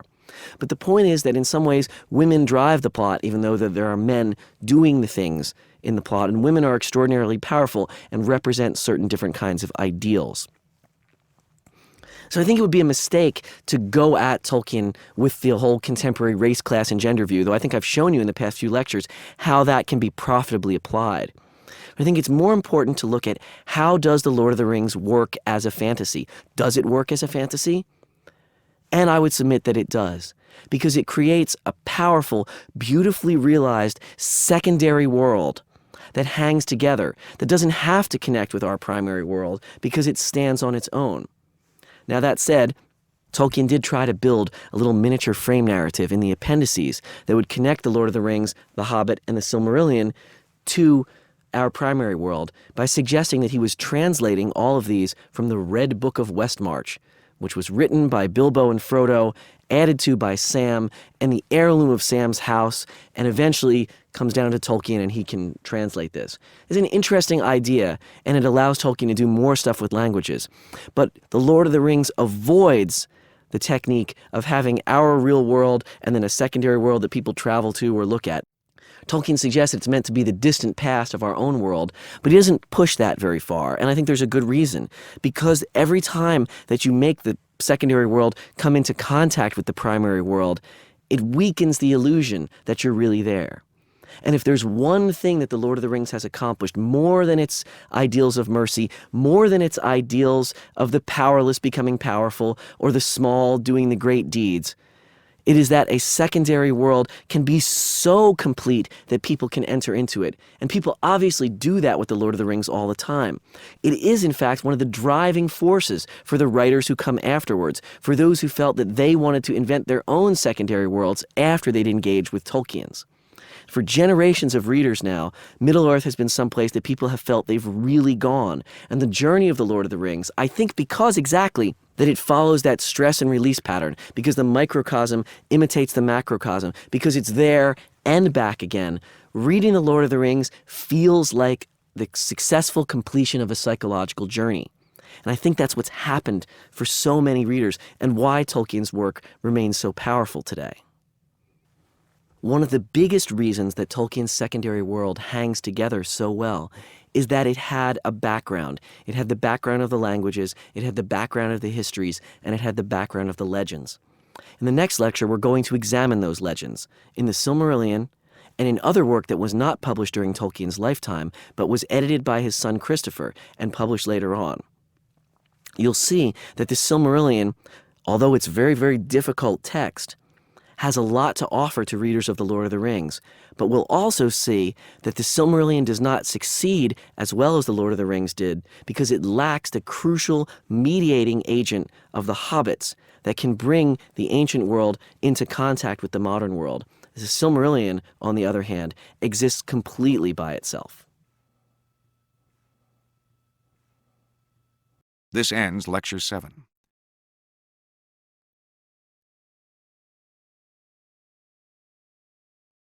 Rings, Swords, and Monsters, Lecture 8.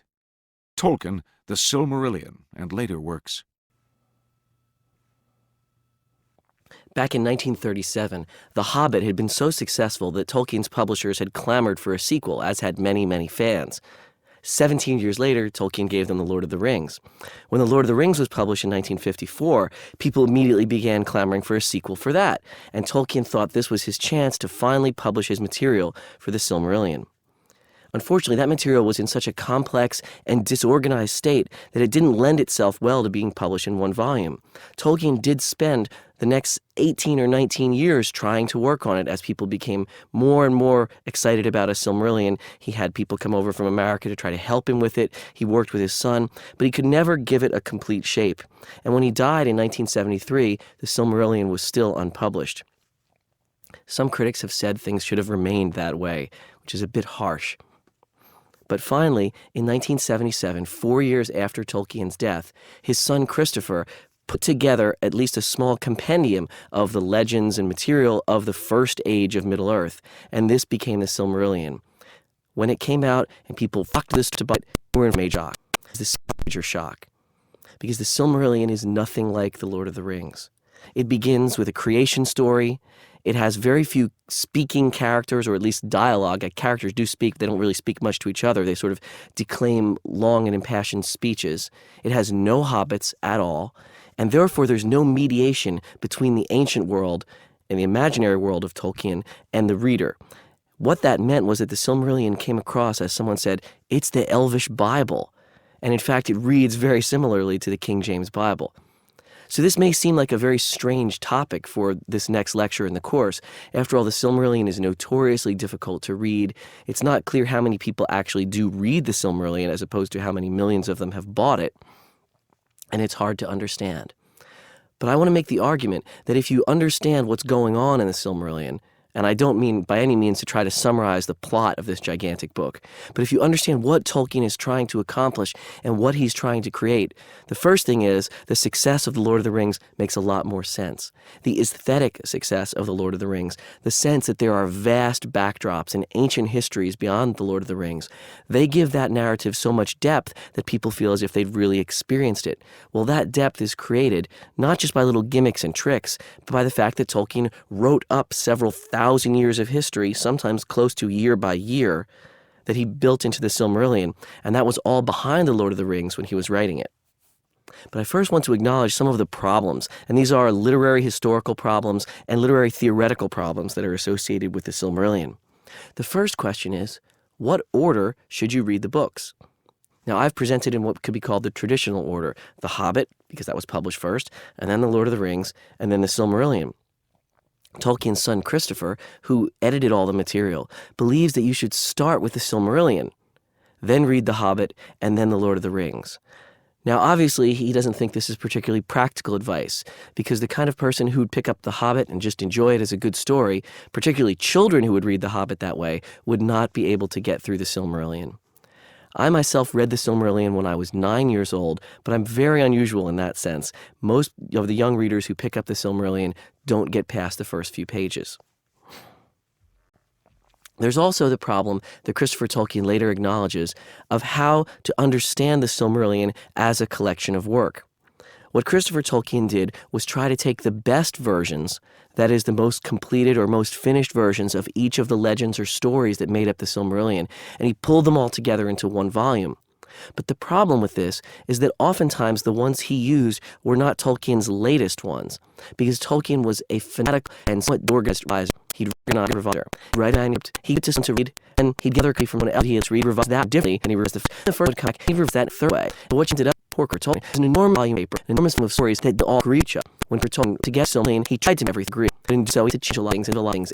He himself came down to this set and decided instead that it much was the raw materials ed for Clay and Bell and so forth. So he released a 12-volume history of Earth theory. Very few people kept the hardcore Tolkien knows of those books, because some of them are actually unreadable. Said that Chris Tolkien give air paddle said this a real drift up to chair the show of Ash and Lord of the Rings, and then stop in the middle of a paragraph and figure out exactly like the Bush version. So only way to reread some of his books to have your the or your Silmarillion in your hand and your middle in your hand. I have a very reader done. In fact, most readers do the heavy Earth. They mine it for information rather than seeing it in a whole. This would be a mistake, because it's possible the reason that Tolkien was never able to finish Silmarillion in his life, because the way he views Silmarillion, continuing and evolving creation, development of more and more stories, so much clad with a story, some of which would be different advance. In other words, he's creating a middle archive, kind of you at it went to a library that hadn't been destroyed Henry VIII, and tried to put together all the different conflicting information there, historical materials and chronicles, in annals, in poetry, in stories, and tried to make sense. Medieval material, they often clash each other, they say different things. They say some about notions, others one about. Tolkien ended creating that. A Hungarian scholar in Guin has figured out that what Tolkien has created, Silmarillion and Lord of the Rings, seems so much myth to so many people, act because it has those traditions and mystics. He called it a great chain of reading. Point out that feeling get from things like Greek myths or fragments of old mythology where it's bit and piece together Anglo-Saxon. The feeling get reading is thick since the material create come they seem to base on a long chain of different people revising and adding and manipulating. If there are bits in there of language, there's a phrase that seem to be very, very old. So old times when how to invent them. And there are things seem new. Well, that's exactly the effect of all Guin work was. You might remember that ancient Tolkien was a deed back in 1920s. Wrote two very long poems. The Tale of Children Durin was written a little line, and the Tale of Aaron was written octave by Mingflitz. Now both those tales are sort of foundation for Silmarillion. All very, very, very early texts that came in his knowledge, the fall of Guin, at the fall of beautiful elf city, the force of evil. Those early texts written and quoted all throughout material, and so you read science, see like it comes from more else. It does come from themselves, and this creates a great depth in the Silmarillion and in the Lord of the Rings. So they're intertwined with each other. Now, the reason that people have jokingly called the Silmarillion the Elvish Bible is that it begins with the creation of the world and at least hints at the end of the world and has pretty much everything in between. Tolkien conceived of time in his Middle-earth as having three large pieces, which he called ages: the first age of the world, the second age, and the third age. The Silmarillion is primarily concerned with the first age. All the events in the Lord of the Rings happen in the third age. And in fact, with the fall of Sauron, the fourth age begins. And theoretically, we are still part of the fourth age. This is a very medieval view also of the different ages of man. The first age is mostly about the elves. And this is where Tolkien's heart really lay. And this is what he really wanted to do, was create a coherent set of stories about the elves, from their creation to their fall, to their great wars against the Dark Lord, and talking about their amazing creations and their interaction with man. So the Silmarillion begins, as I said, with the creation of the world. There is Eru, the One, and that's Tolkien's match for the one God that he believed in. And Eru creates the world out of song in a very beautiful passage called the Enu Lindale. And he sings and he creates these angelic beings that are called the Valar. The Valar are very important, even to Lord of the Rings, though they're not mentioned very often. Only Varda, who's the Elbereth in Elbereth Gilthoniel, is mentioned in the Lord of the Rings. But the Valar are sort of angelic beings. They're way more powerful than any mortal creatures like elves or man, but they're not actually gods. There's only one God. And here's Tolkien trying to have it both ways. He really likes the Old Norse and the Greek pantheon idea that there's a god of wind and a god of water and a god of stars and so forth. But also, he wants to make his mythology consistent with Christianity. So there's one big real God. That's how he balances that out. The one big real God only shows up one more time in the whole Silmarillion, so we're going to put him aside for now. But the Valar, the powers, again, a god of air, a god of water, and so forth, and goddesses, are very, very important. Because the most powerful of them, Melkor, falls from grace. He becomes the first and greatest Dark Lord. It's the Lucifer story. It's the Satan story from Christianity, and Tolkien is reworking it in here. And so whereas the other Valar are trying to fulfill the one God's purpose, Morgoth, his original name is Melkor, but Morgoth means black enemy of the world, and that's what he becomes named by the elves. He's trying to undo everything. He wants everything to be subservient to him. That sets up the continuing struggle throughout the Silmarillion and the Lord of the Rings. The presence of evil has marred the world from its beginning, and therefore it must be fought against by creatures with free will. One of the important images for Tolkien that's hinted at elusively in the Lord of the Rings, particularly in the drawing of the Moria Gate, and mentioned a few other times, are the two trees of Valinor. This was Tolkien's mythology that before there was a sun and a moon, there were these two beautiful glowing trees, one all of gold and one all of silver, and light poured off of them, and they mix. So sometimes everything would be all silver light, and sometimes gold light, and sometimes they would blend together, sometimes they would both quiet down. These beautiful trees are beloved by all of the elves. Now, I should mention that the elves are where the trees are because the Valar, being afraid of the Dark Lord, have summoned the elves to the Blessed Land where they can keep an eye on them and keep track of them. But some of the elves didn't go.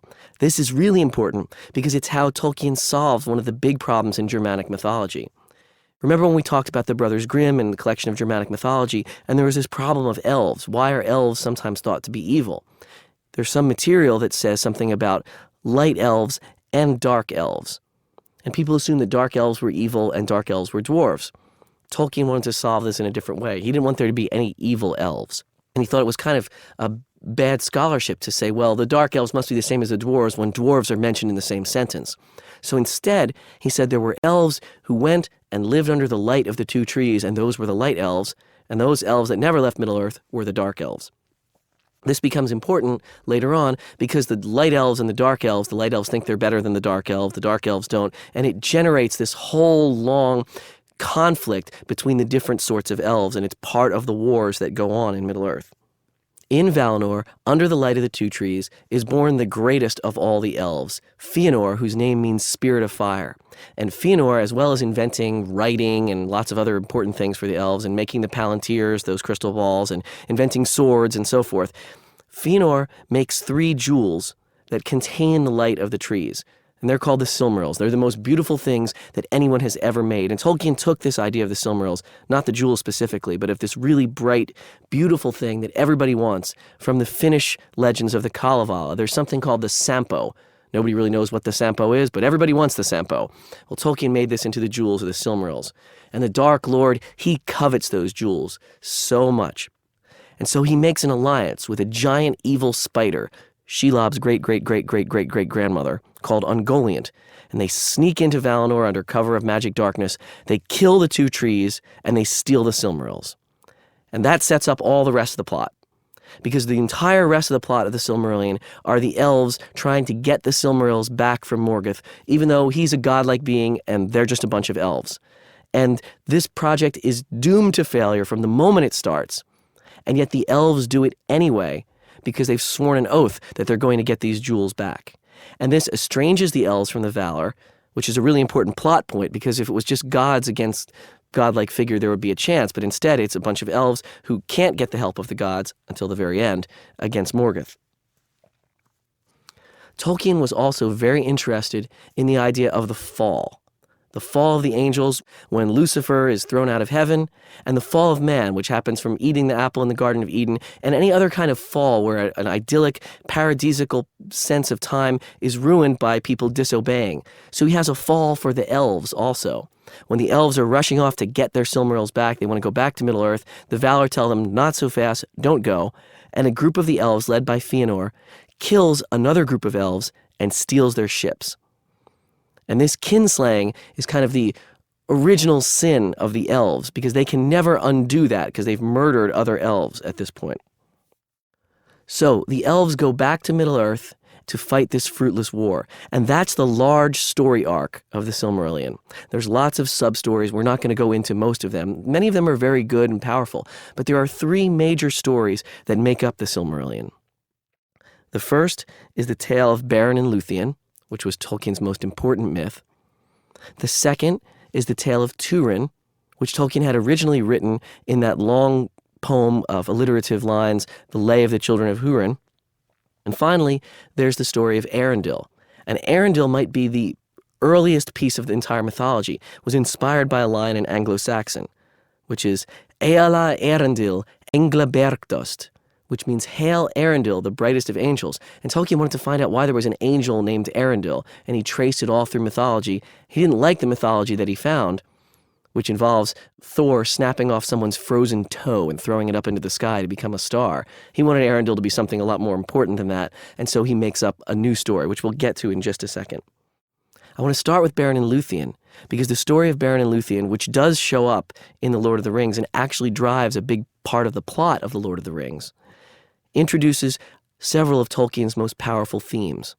The first of these is love between an elf and a mortal man, which brings in the theme of immortality. Luthien is the daughter of Thingol, the king of the elves, and Melian, an angelic being. So she's already half elf and half something even better than elves. Beren is just an ordinary man, a great hero, but an ordinary man. And they meet and fall in love. And Tolkien took this myth to heart. Although he never called his wife Edith Luthien as any kind of a pet name, on their 2 gravestones he had engraved Beren and Luthien. That's how important this mythology of a mortal who falls in love with an elf was to him. So Beren and Luthien fall in love, and Luthien's father, Thingol, is horrified because he doesn't want his daughter marrying a mortal who's going to die on her.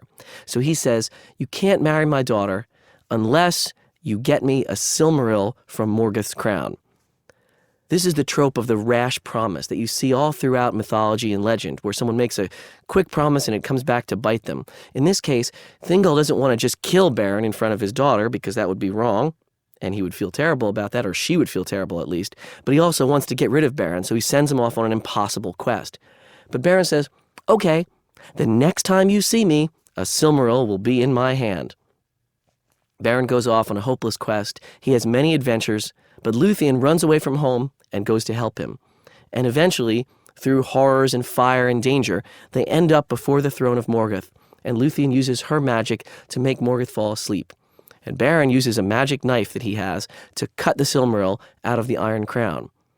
Then he gets greedy and tries to cut the other two Silmarils out, thinking he can end the war. And instead, the knife breaks, Morgoth wakes up. Big problem. Beren and Luthien run away, they're escaping, but right in front of them is this gigantic wolf. And Beren decides that the wolf could not bear the light of the Silmaril, and so he sticks his hand out with the Silmaril in front of the wolf's face, and the wolf bites his hand off, with the Silmaril in it. So this is a problem. Beren and Luthien go back to see Thingol, and Thingol says, "You know, you said the next time I saw you, a Silmaril would be in your hand." And Beren says, "A Silmaril is in my hand." Which is true, because the hand is inside the belly of the wolf with the Silmaril in it. So kind of a bad joke at the heart of all of this mythology. In any event, they finally kill the wolf, get the Silmaril out, but Beren is killed. He suffers a fatal wound, and he dies. And then this is the part of the myth that spoke so strongly to Tolkien. Luthien intervenes on Beren's behalf, and no mortals are ever allowed to come back from death. But Luthien is so beautiful and so sorrowful, and her song is so beautiful, that the powers relent and say that Beren can come back to life, but only if Luthien will give up her immortal life. And she agrees, and they have a short, brief, happy time on Earth, and then they both die. And so she's the only elf ever to completely die, not to be reincarnated or not to go to the Blessed Land. This tragedy, mixed with love, was really important to Tolkien. As you see it showing up in The Lord of the Rings when Aragorn tells the story of Beren and Luthien, or in Rivendell when we see Arwen, and it says that Arwen, this is who marries Aragorn later on, looks like the reincarnation of Luthien, and so forth. It also sets up another really interesting theme, which is that many of the great people who are subsequently descended from Beren and Luthien are half-elf and half-human. There's a kind of racial mixing that generates superior beings. People have looked at this as an example that Tolkien's not really a racist or something like that because he's in favor of mixing. Other people have noticed that it's always the woman who's of the exotic race. It's always female elves and male humans and not vice versa. I don't really know what the answer is there. I know that Tolkien thought that the entrance of the elvish blood into human nature would ennoble it some way. So he definitely thought the elves were superior that way. The next key story, the story of Turin, is not really connected with Beren and Luthien. It is also mentioned in The Lord of the Rings very, very briefly. When Sam is fighting Shelob, the narrator says, even if the hand of Beren or Turin had wielded the sword, it wouldn't be any stronger than what happened there. So there's an allusion to Turin, but you don't know what the story. Now, Tolkien stole the Turin story from the Finnish Kalevala. One of the subsections of the Kalevala is the story of Kullervo the Hapless, who accidentally, because he doesn't know who she is, ends up, among other things, sleeping with his sister, and then he commits suicide because of this misery. Well, that's basically what happens in Turin. Turin is the greatest of all heroes of men. He has all these wonderful triumphs, and he eventually kills Glaurung, the father of all dragons, the evilest dragon that ever lived. But because a spell has been put on his sister, and he hasn't seen her in many, many years, and she forgets who she is, they end up marrying, and she's pregnant when the dragon then tells him, surprise, it's your sister. And so he commits suicide, and she commits suicide. And this is this tragic tale. Now, Tolkien wanted to redeem that a little bit. In the next lecture, we'll talk about why Tolkien was so big on happy endings. And so even though it was a tragic tale with the death of Turin and the death of Niniel and so forth, he says at the end, the last battle between the forces of light and the forces of darkness, it will be Turin who leads everyone, possibly because he suffered more than any other person because of the evils of Morgoth. Finally, there's the Arendelle story. And the Arendelle story is the germ of all Tolkien's subsequent mythology. The basic question is, where does the evening star, Venus, where does it come from? And I alluded to an Old Norse story where someone's toe freezes and Thor snaps it off, throws it into the sky, and it turns into a star. Well, Tolkien thought there could be a better story.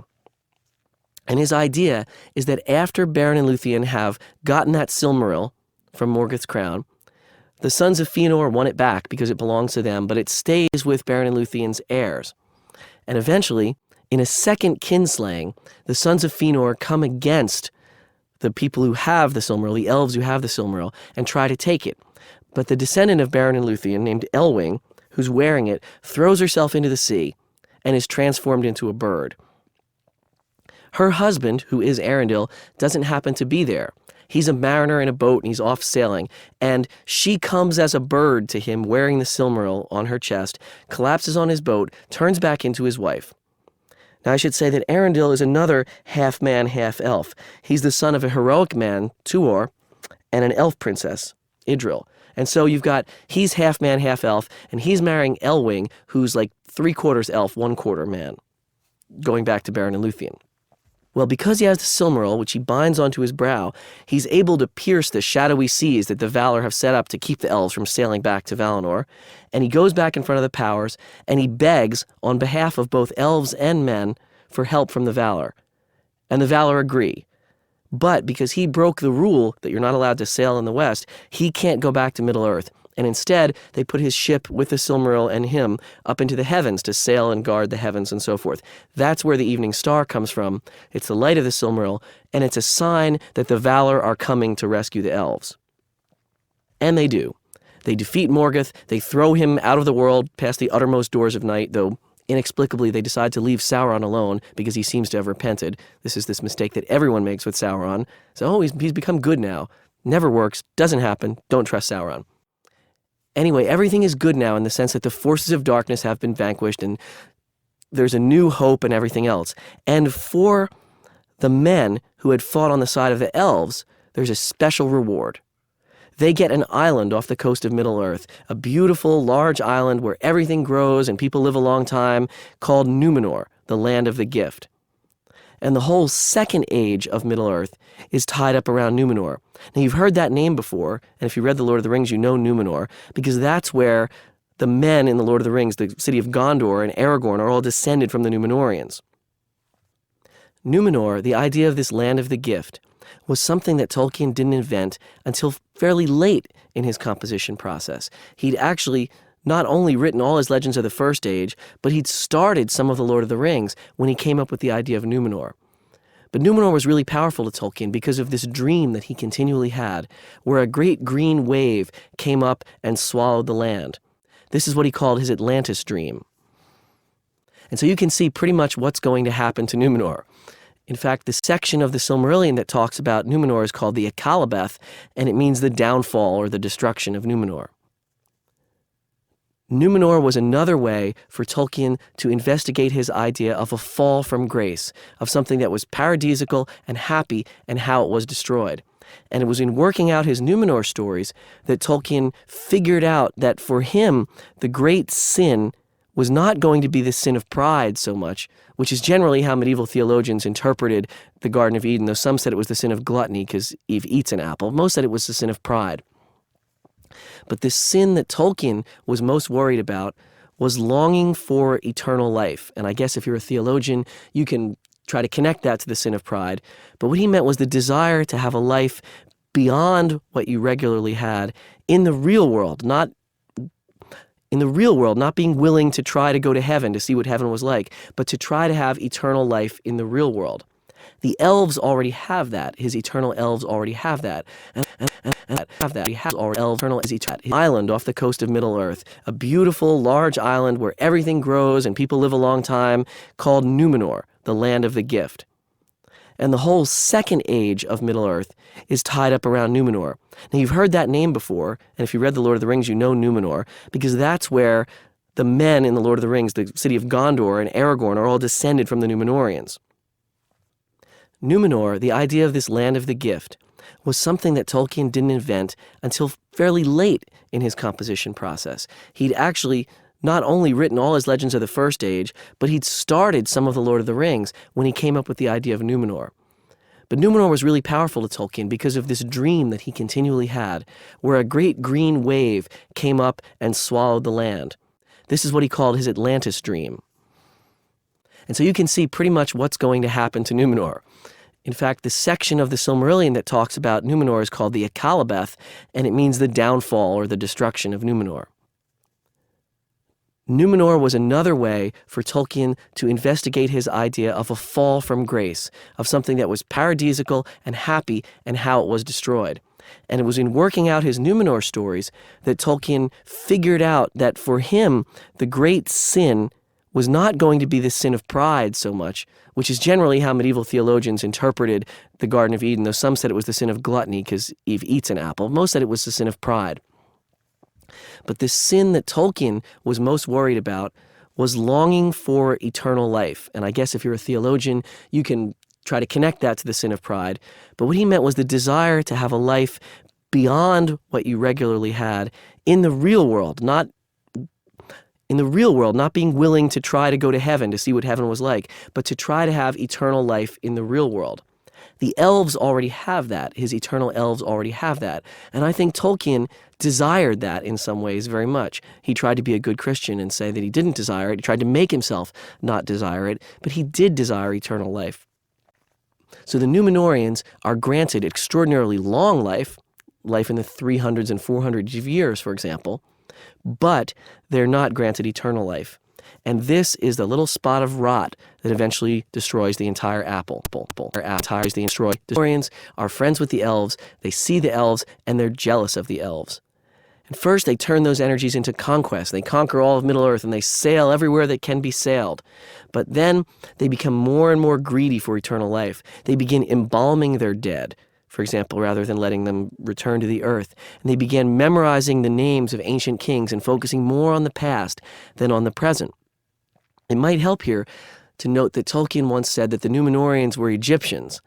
And to make that work, you have to think about the focus on death and the afterlife in ancient Egypt. And then also there's a nice kind of parallel. The Numenorians are the Egyptians. When they come to Middle-earth and settle there, they become the Romans. Essentially, the torch of civilization passes and build huge stoneworks, but are somewhat less focused on death. And then the Rohirrim are the Anglo-Saxons, the lower men who've come along later who don't have that level of culture.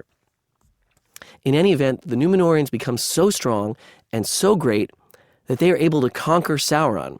They bring a fleet to Middle-earth to conquer Sauron at the request of some of the elves to help them fight, and Sauron surrenders to them, that they're so strong.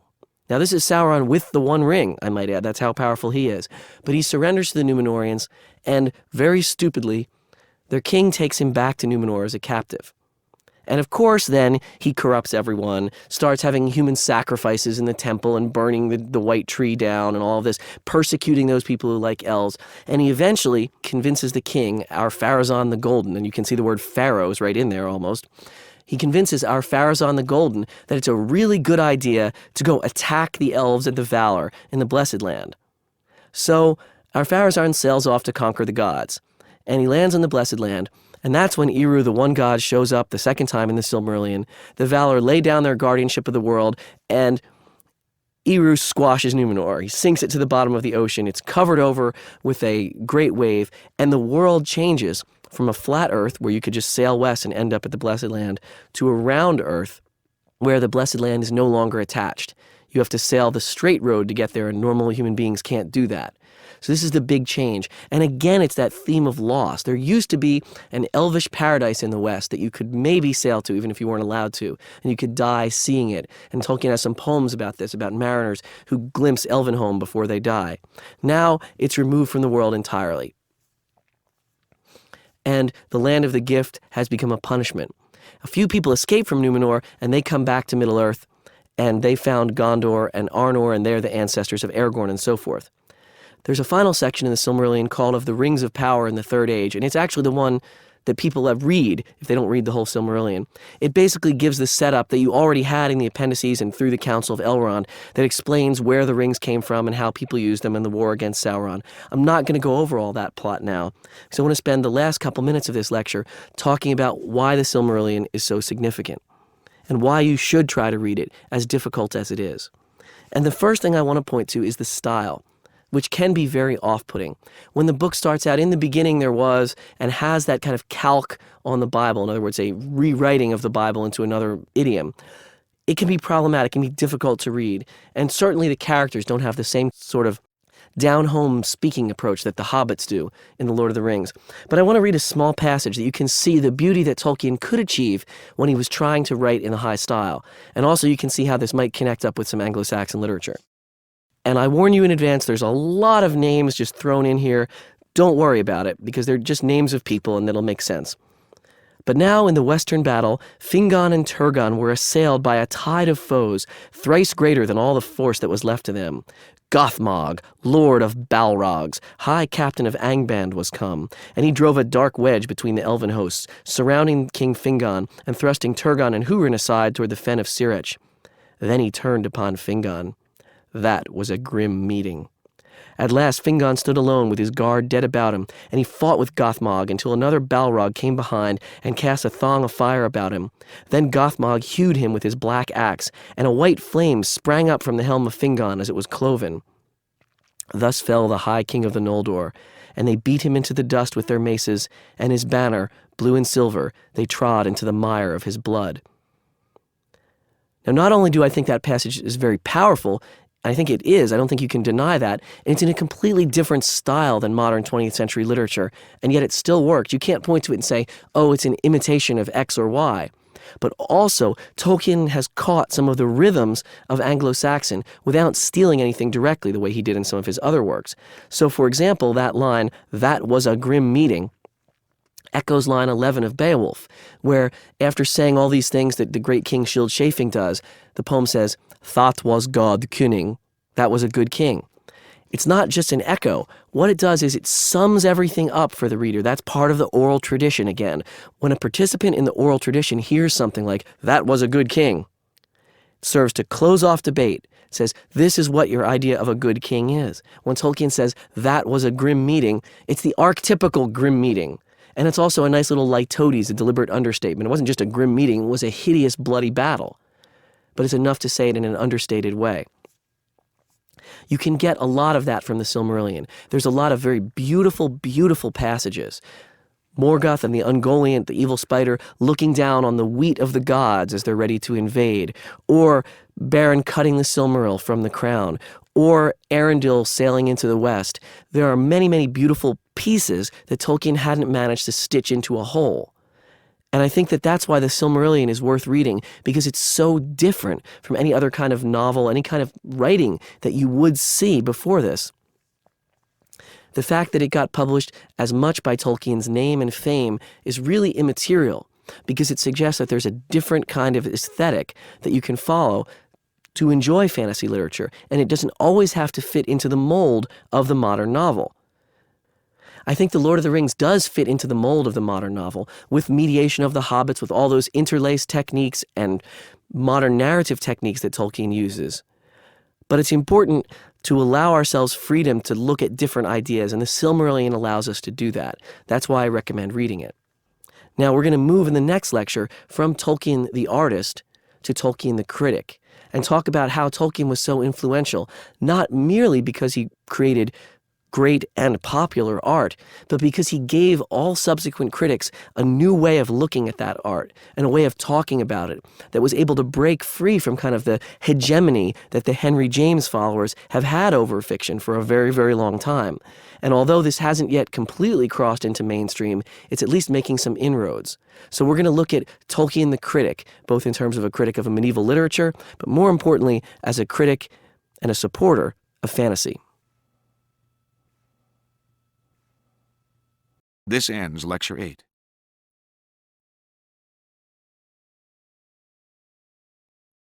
Rings, Swords, and Monsters, Lecture 9. Tolkien, Criticism and Theory. Tolkien is so massively influential in fantasy literature because not only is he the best-selling fantasy author of all time, but he also was a perceptive and powerful critic, both of medieval literature and of fantasy, and he's been very influential in subsequent writers and critics. In this lecture, what I want to do is show you how these things are all connected. Although Tolkien himself insisted that his medieval scholarship had nothing to do with his fantasy except maybe of giving us some ideas, that's demonstrably false, because even if he didn't intend it to be, Later on, critics have come along and used his medieval scholarship to explain his literature and to explain fantasy literature. So I want to explain a little bit where Tolkien's coming from in his scholarship. A while back, in one of the previous lectures, I talked about Tolkien as being a philologist, being trained in the old school of language and understanding how language change works, and also having this kind of scientific approach to literature and language, that you could figure out what the older form of something was. And Tolkien had a bunch of publications that no one really reads anymore because they're very, very, very technical about philology. But he also had 3 articles, I guess you would call them, essays, that weren't specifically about philology and have been enormously influential. And those are his 1936 British Academy lecture, Beowulf, the Monsters and the Critics, an essay that he wrote in the early 50s called The Homecoming of Berchtnoth, Berchtwald's Son, which is about the Anglo-Saxon poem The Battle of Maldon, and finally, an essay called On Fairy Stories, which is as close as you can get to a manifesto for fantasy that Tolkien wrote. So I'm going to work you through all 3 of those, explaining their arguments both in the context of when they were written and, more importantly, how they apply to fantasy now. Let's start with Beowulf, the Monsters and the Critics. This lecture is credited with forever changing the face of Beowulf scholarship. Before Tolkien, so the story goes, people looked at Beowulf as something you could pull out interesting historical tidbits from or look for names, but never thinking of it as an important, coherent work of art. After Tolkien, again, so the story goes, everyone says, oh my, that's right, Beowulf is a great work of art. Thank you, J.R.R. Tolkien, for telling us this. Now, I will stipulate that even if Tolkien had never written The Hobbit or The Lord of the Rings, this one essay, Beowulf, the Monsters and the Critics, would mean that scholars would still be talking about him today, though obviously not in the same large terms that we are. Because although it's an exaggeration to say that nobody thought of Beowulf as a poem before Tolkien came along, Tolkien made his case so effectively that nowadays scholars just say modern Beowulf criticism started in 1936. And that gives them the convenient excuse of ignoring the first 100 years of Beowulf criticism, so they don't have to read through all of that stuff, most of which is in German and very difficult. I'm being a little bit cynical, but not too much. The Monsters and the Critics is an origin, and an origin is a point that you cannot do without, but you can't do much with it either. And that becomes a problem. If I seem too focused on this, you have to forgive me, because I edited Tolkien's original book from which he drew this lecture, The Monsters and the Critics. That was my first real Tolkien book that I worked on. And so I've worked with Tolkien's original manuscripts, trying to figure out his handwriting and trying to see how his thought developed with this. And I understand now that in writing The Monsters and the Critics, Tolkien was in some ways trying to figure out how he could give himself an excuse to write the kind of literature that he wanted to write. That's why I think it's so important. Now, the big thing that Tolkien does in The Monsters and the Critics is he says that the monsters actually belong in Beowulf. And this may seem blindingly obvious. The poem is mostly about fighting monsters. There's Grendel, there's Grendel's mother, there's the dragon. But in fact, a lot of critics wished there hadn't been monsters, or at least wished there hadn't been so many monsters, because it made Beowulf seem juvenile and childish. In other words, it made Beowulf seem like fantasy rather than serious literature. The critics weren't asking for realism in an ancient epic, but they were asking for focus on man enmeshed in the net of fate. In other words, they wanted things that you would get in Virgil or Homer, people caught between competing promises and so forth. Tolkien says, you are barking up the wrong tree. You should be looking at what's actually in the poem. And the monsters are symbolic. They're not allegories. This is important. We'll get to that later. They're not specific representations. You can't say that Grendel is the sea and Beowulf is the sun and all of that. But you can say that the monsters represent the dangers of chaos and unreason. They are the things that live in the dark outside the circle of civilization. That's really important for understanding what Tolkien thought fantasy literature could do, because fantasy literature could both celebrate that little circle of light and also make the people in that circle aware that there were things outside the circle of light. I'm jumping all the way to the end of the essay for a second, and I'll come back, because I think it's important to see how Tolkien accomplishes this point. Tolkien says, if the funeral of Beowulf moved once like the echo of an ancient dirge, far off and hopeless, it is to us as a memory brought over the hills, an echo of an echo. There is not much poetry in the world like this, And though Beowulf may not be among the very greatest poems of our Western world and its tradition, it has its own individual character and peculiar solemnity. It would still have power had it been written in some time or place unknown and without posterity, if it contained no name that could now be recognized or identified by research. Yet it is, in fact, written in a language that after many centuries has still essential kinship with our own. It was made in this land and moves in our northern world beneath our northern sky. And for those who are native to that tongue and land, it must ever call with a profound appeal, until the dragon comes. Now you have to think about when this was written, in 1936, and what's going on in Europe. Tolkien and everyone else with half a brain can see the rise of Hitler, can tell there's going to be another huge war between Germany and England and France at least, and can see that civilization is perilously close to being destroyed at this point. And Tolkien's point about what Beowulf does with its focus on the monsters and with its tragedy at the end is emphasize that civilization is fragile and beautiful and powerful, and the more beautiful and powerful because it's contrasted against the monsters who can destroy it, and that heroism is valuable and vital. Remember also what's going on at Oxford at this time is that people are debating resolutions saying, resolved, the members of this house shall not fight for king and country. So there's a lot of fashionable pacifism that in the face of a maniac like Adolf Hitler was a terrible idea, but was very influential. And Tolkien is resisting that, and he's suggesting that works like Beowulf, and therefore works of fantasy literature, could help resist that tide. Tolkien also argues that fantasy literature can lift people above their mundane existence, that Beowulf can help you see something greater than you are. And I want to read the most famous and important passage of this lecture now to you. This is called the Allegory of the Tower, and Tolkien writes, "A man inherited a field in which was an accumulation of old stone, part of an older hall. Of the old stone, some had already been used in building the house in which he actually lived, not far from the old house of his fathers. Of the rest he took some and built a tower. But his friends coming perceived at once, without troubling to climb the steps, that these stones had formerly belonged to a more ancient building. So they pushed the tower over with no little labor, in order to look for hidden carvings and inscriptions, or to discover whence the man's distant forefathers had obtained their building material. Some, suspecting a deposit of coal under the soil, began to dig for it and forgot even the stones. They all said, 'This tower is most interesting.' But they also said, after pushing it over, 'What a muddle it is in.' And even the man's own descendants, who might have been expected to consider what he had been about, were heard to murmur, 'He is such an odd fellow. Imagine his using those old stones just to build a nonsensical tower. Why did he not restore the old house? He had no sense of proportion.' But from the top of that tower, the man had been able to look out upon the sea." Now here's how you interpret that allegory. The man who built the tower is the Beowulf poet. The tower is Beowulf.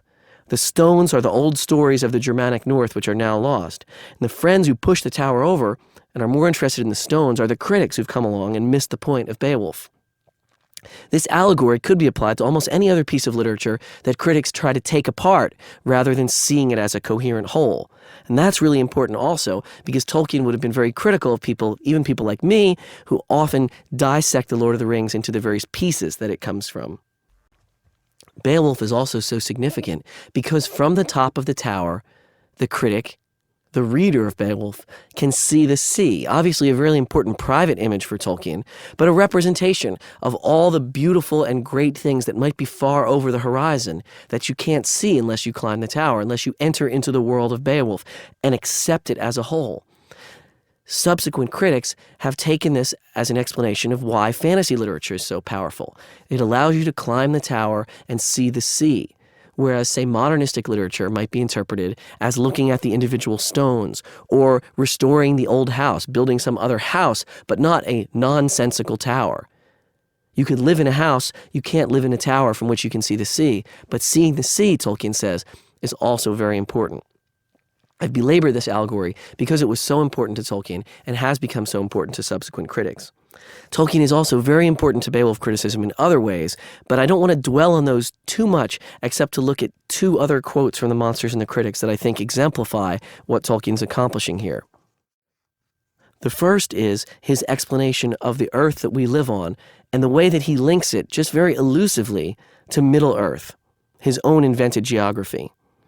When we have read his poem as a poem, rather than as a collection of episodes, we perceive that he who wrote Haleth under Helfonum may have meant in dictionary terms heroes under heaven or mighty men upon earth, but he and his hearers were thinking of the Ermengrund, the great earth, ringed with gar sedge, the shoreless sea, beneath the sky's inaccessible roof, whereon, as in a little circle of light about their halls, men with courage as their stay went forward to that battle with the hostile world and the offspring of the dark which ends for all, even the kings and champions, in defeat.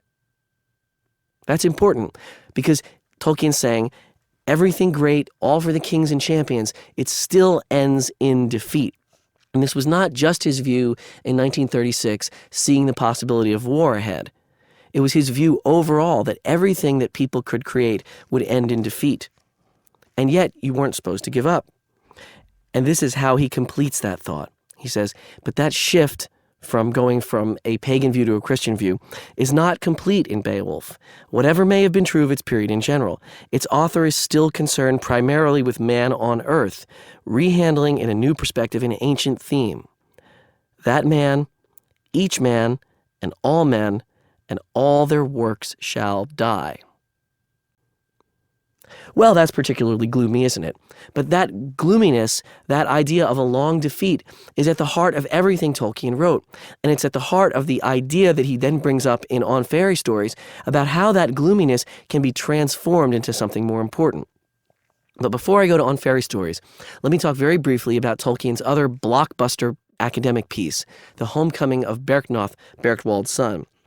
This is a very strange essay, in that it starts out as an alliterative poem imitating Anglo-Saxon. And it's supposed to be the follow-up to the Anglo-Saxon poem, The Battle of Maldon. Now that poem is about the English being defeated by Viking invaders. What happens is the leader, Berknoth, an earl, leads his men to the shore to fight the invading Vikings. And the Vikings, the only way they can get ashore is to cross a narrow causeway one at a time. Each time one of them walks across, an Anglo-Saxon kills him with a spear. It's really efficient. The Anglo-Saxons could be killing Vikings until the cows come home, and it would work out. But then Berknoth, tactical genius that he was, allows the Vikings to all cross over at once, because the lead Viking says, let us all come and have a fair fight, and then it will be a more glorious battle. Berknoth says, sure, what a great idea. Lets the Vikings come across. He's killed almost immediately, and all his men are slaughtered. Now, for the longest time, and even in Tolkien's old work on this poem, the idea was that the Battle of Maldon showed northern courage. It showed the idea that you would be brave, die on the battlefield, refuse to give up once your lord was killed. And this was celebrated by lots and lots of people. Pretty much by everyone, actually, until Tolkien comes along and writes this weird essay. In it, Tolkien suggests that Berknoth had no right to let those Vikings come across. Because as much as he wanted things to be more glorious, he was responsible for the lives of his men. This is also significant because it shows Tolkien's kind of evolving anti-war sense that's going on in the 50s and continues through The Lord of the Rings. Even though The Lord of the Rings is very much about war, it's also about the horrors of war, not about the glories of war. But furthermore, Tolkien suggests that the reason Berknoth did this is that he'd read too much Old English poetry. And that Old English poetry had twisted his mind into thinking that it would be glorious to die rather than it would be glorious to protect his men and protect the countryside that he was sworn to do. This is important because it suggests that Tolkien's ethical perspective has developed since he started doing this work, since Beowulf, the Monsters and the Critics even. And he argues also that Beowulf shouldn't have gone to fight the dragon by himself, that this was a bad idea, and it ends up leading to the destruction of Beowulf and his people. That's a big change from what he said. Now, I bring this up as a lead-in to On Fairy Stories, because those poems, Beowulf, The Battle of Maldon, and many of Tolkien's earlier works, are all about loss. They're about men and all their works shall die, that in time the monsters win. This very much fits Tolkien's idea that the only salvation can come from outside the world in the form of God. And I'm not going to belabor that point, except that this is sort of in miniature what happens. The elves cannot possibly defeat Morgoth and the Silmarillion until the godlike beings come in and help them. There's help from the outside of the world. So this moves us along to On Fairy Stories, Tolkien's essay that is quoted in, just about every single study of fantasy that you'll ever find. Unfortunately, I think On Fairy Stories is at some levels logically incoherent. It's a very long, complex, rambling essay. It has many great ideas, but I'm not sure it hangs all together. But I'll try to pull out the arguments that are so important to fantasy literature. And the first of these is Tolkien's terminology. He comes up with the idea of a secondary world. That is, the world of Middle-earth or any other world that's created in a book. He says that humans have the right and the ability to do secondary creation. After all, we are a primary creation, and God must want us to make additional creations because we have that capability. And that's what we do in literature. He also wants to separate that kind of secondary creation in literature from drama. Drama is what sets up the aesthetic interpretations of Aristotle, and all the tradition is about drama and Shakespeare and tragedy and so forth. Tolkien's suggesting not about drama. He finds drama and fairy stories don't work very well. My belief on that is that because special effects hadn't evolved yet. But anyway, he's separating drama and fairy stories, what he calls fairy stories, what we would call fantasy, and saying that they have different sets of aesthetics, and the fairy stories have been misinterpreted by being analyzed through dramatic sets of aesthetics. And although Henry James certainly was talking about the novel and not just about drama, it's true that a huge amount of aesthetics theory in English is focused on Shakespeare and therefore focused on drama. I should also mention that Tolkien wrote a poem called Mythopoeia or Mythopoeia, depending on who's pronouncing it, in which he really fleshes out these ideas much better than he does in the fairy story essay, even though it's in a poem. Unfortunately, that poem is a really complicated, fraught publication history, and not enough people have read it, but they have read on fairy stories. So I suggest reading Mythopoeia, however you're going to pronounce it, but you still have to read on fairy stories to understand what Tolkien's doing and why it's been so effective later on. In On Fairy Stories, Tolkien wants to rehabilitate the idea of fairy, that is the fairyland where the fairies live, away from what we still think of it as. And we still think of fairies as twee little cute fuzzy things living in flowers. Tolkien wants to bring it back to a more medieval view. One of the poems that he translated, Sir Orfeo, a Middle English poem, has fairyland be a terrifying place where there's dead bodies lying everywhere in the stage of however they were wounded or killed. The king of fairies takes people away and doesn't bring them back. It's a scary place. It's somewhat like Hades, but it's also its own weirdness, and that's how the elves are. And actually, in Tolkien's very earliest works, the elves are creepy and scary like they are in Sir Orfeo, and then Tolkien evolved them into his later characters. Interestingly enough, in medieval texts, fairyland is both terrifying and very much to be desired. Characters are interested, they enter into it, they want to find out about it, and yet they're terrified also. And Tolkien suggests that fantasy could produce this arresting strangeness of fairyland. And then, when that happens, when you've produced arresting strangeness, you get three effects, which he calls recovery, escape, and consolation. And what Tolkien does there is he sets up the criteria by which you should judge his own works. And that's exactly how it's worked. There's this huge critical industry that says, let's look at The Lord of the Rings in terms of recovery, escape, and consolation. Does it work? Well, it sort of does. What do those things mean? Recovery means you can get back something that you've lost. There's the nostalgia trope again. You want to get back to your old house. You want to get back to your childhood. You want to get back to your safety. And The Lord of the Rings does that with its there and back again structure. Very effective in creating that sense of recovery. Also, things that have been lost end up being found, and things that have been destroyed end up being rebuilt in some way. The next element, escape, which he says is so important to fantasy literature, has been much more problematic. Oftentimes, fantasy literature is denigrated, is criticized exactly for being escapist. It tries to create in people a feeling of another world that they can go to, and that distracts them from the important things they're supposed to be doing in this present world. Now, I think there's a distinct and unpleasant whiff of the most repellent elements of Marxism-Leninism in that criticism of escape, in the idea that literature that makes you think about something other than your present miserable circumstances, whatever they may be, and I don't assume that everyone is miserable in their circumstances, I'm certainly not, but literature that distracts you from that is somehow a bad thing. I think that's a terrible idea. I think that subordinates literature and it makes it a kind of propaganda rather than a kind of art. But in any event, Tolkien himself tried to answer that. He said, escape is not a bad thing if you're unjustly put in prison. Escape is not a bad thing if you're miserable. And escape shouldn't be a bad thing in literature. Criticism of escapism, okay, let's leave aside the kind of hard Marxist-Leninists. I don't think anyone really listens to them anymore. But the Henry James followers that are still so powerful can in fact be very critical of the idea of escape, because literature for them is not about seeing things that might not exist or escaping from reality. It should be about examining reality in different ways. Now, I don't reject this idea. I like my Ernest Hemingway and my Toni Morrison and my William Faulkner as much as I like my Tolkien. I don't think that you should have to choose between them. I think you should note instead that these are two different aesthetics. Hemingway, Faulkner, Morrison, Updike, any of those modernist writers do want you to look at the interplay of human relations in the real world and explicate how they might work, and Tolkien's doing something else.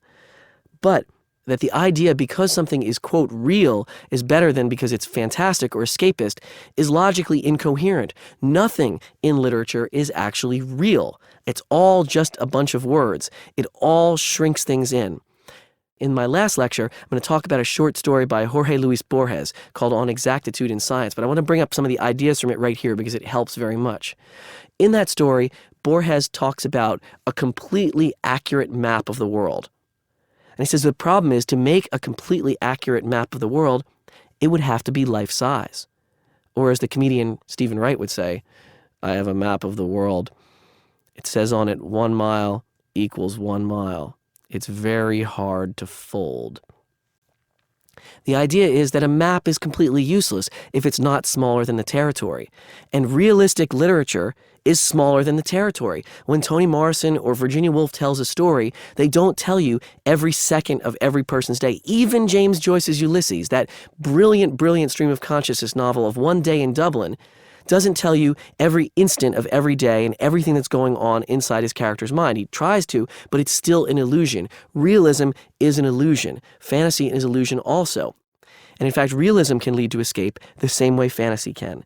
So I want to reject the idea that escapism is bad. I think when people are reading Ulysses or Beloved or For Whom the Bell Tolls, they're also escaping in some way. And it's wrong to suggest that just because they're reading about elves and dwarves that they're escaping when otherwise they're not.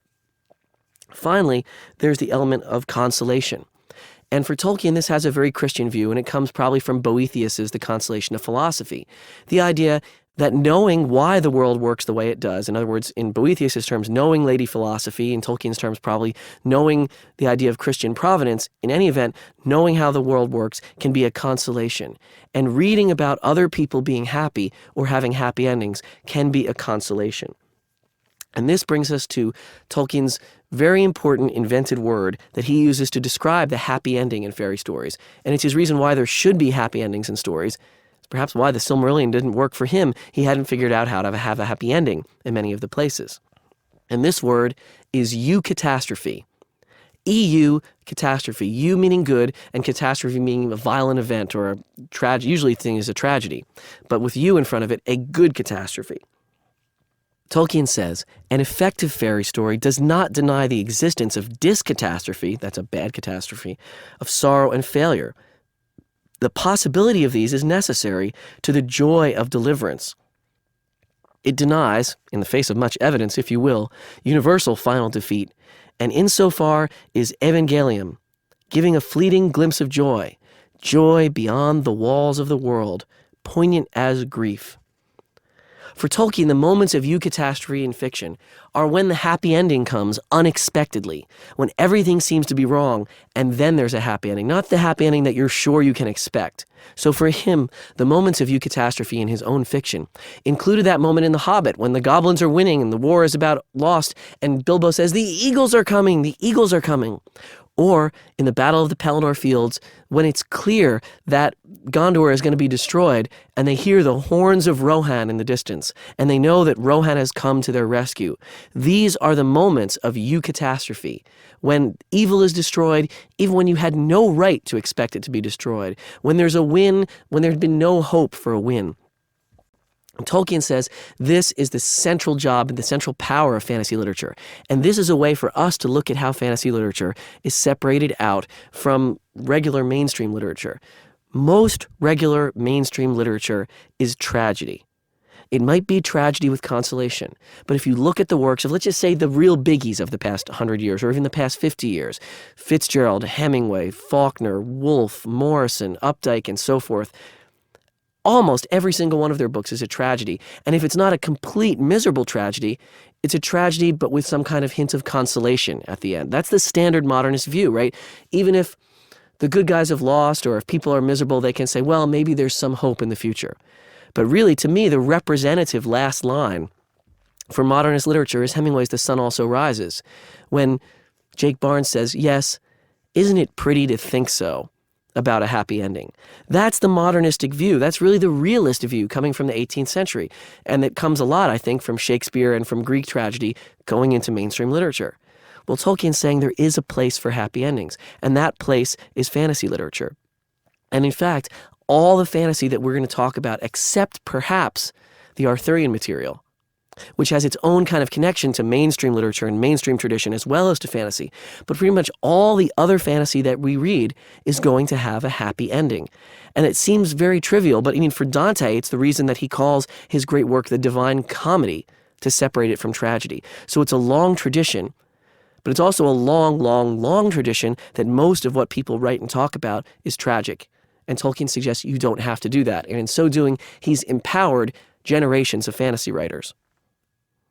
The other really important thing that Tolkien does by justifying the happy ending is that he allows subsequent writers like him to take fantasy really, really seriously. Now, this can be the big drawback of fantasy, and it is in fact what many other critics don't like about fantasy. Someone once wrote about Susan Cooper's The Dark is Rising, which is a series of 5 children's books, which we will discuss later. The amazing thing about these books is that she's able to go on for 5 books and have not the slightest flicker of humor at all. I don't think that's true. And I think you can look at the success of J.K. Rowling's Harry Potter books as an example of how humor can enter into fantasy, or even more so, Terry Pratchett's Discworld books, which are really humorous through and through, but also I think not quite fantasy because of that. But there is a core of truth in there that fantasy is very serious and not very humorous, which is interesting because so much of modernistic, I would say, tragedy literature, for example, let's just take something that's kind of on the border of something really like serious literature and just popular literature, like the works of John Irving. They can be hysterically funny at the same time that they're considered to be very serious. Fantasy doesn't do that very well. And I think the reason why is that the happy endings of fantasy have to be contrasted somehow by the serious material that goes into it. If you had both humor, and happy ending, then you're really pushing towards something like the Broadway musical rather than into pushing into something like fantasy literature. It's also the case that it's still very difficult for some critics and some writers to take seriously a world in which elves and dwarves and dragons exist. And so by making the stakes in fantasy be very, very high, you eliminate at least some of those problems. However, this also leads to one of the great flaws in fantasy writing. The critic Jack Zipes says that in fantasy the small person is God. And you can see this in Bilbo, who's so important to the Hobbit, Frodo, the little hobbit upon whom the fate of the world hangs, and in the other literature that we're going to discuss about how important the small and powerless become. That also means that fantasy ends up playing for very, very high stakes, almost impossibly high stakes. And that's one of the weaknesses of fantasy, because every fantasy book you pick up, well, at least just about every fantasy book you pick up, is about the fate of the world hangs upon the small thing that someone does. And, okay, well, it's not realistic, and neither are dwarves and neither are dragons. But it's also problematic because the world seems about to end just about every day if you read enough fantasy.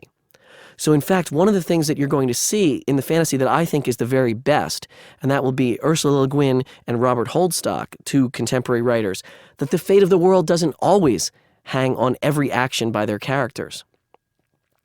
But in any event, that kind of seriousness and the very large stakes of fantasy and the happy ending that go with it, all of those things are justified by Tolkien in his scholarship, particularly in this On Fairy Stories essay.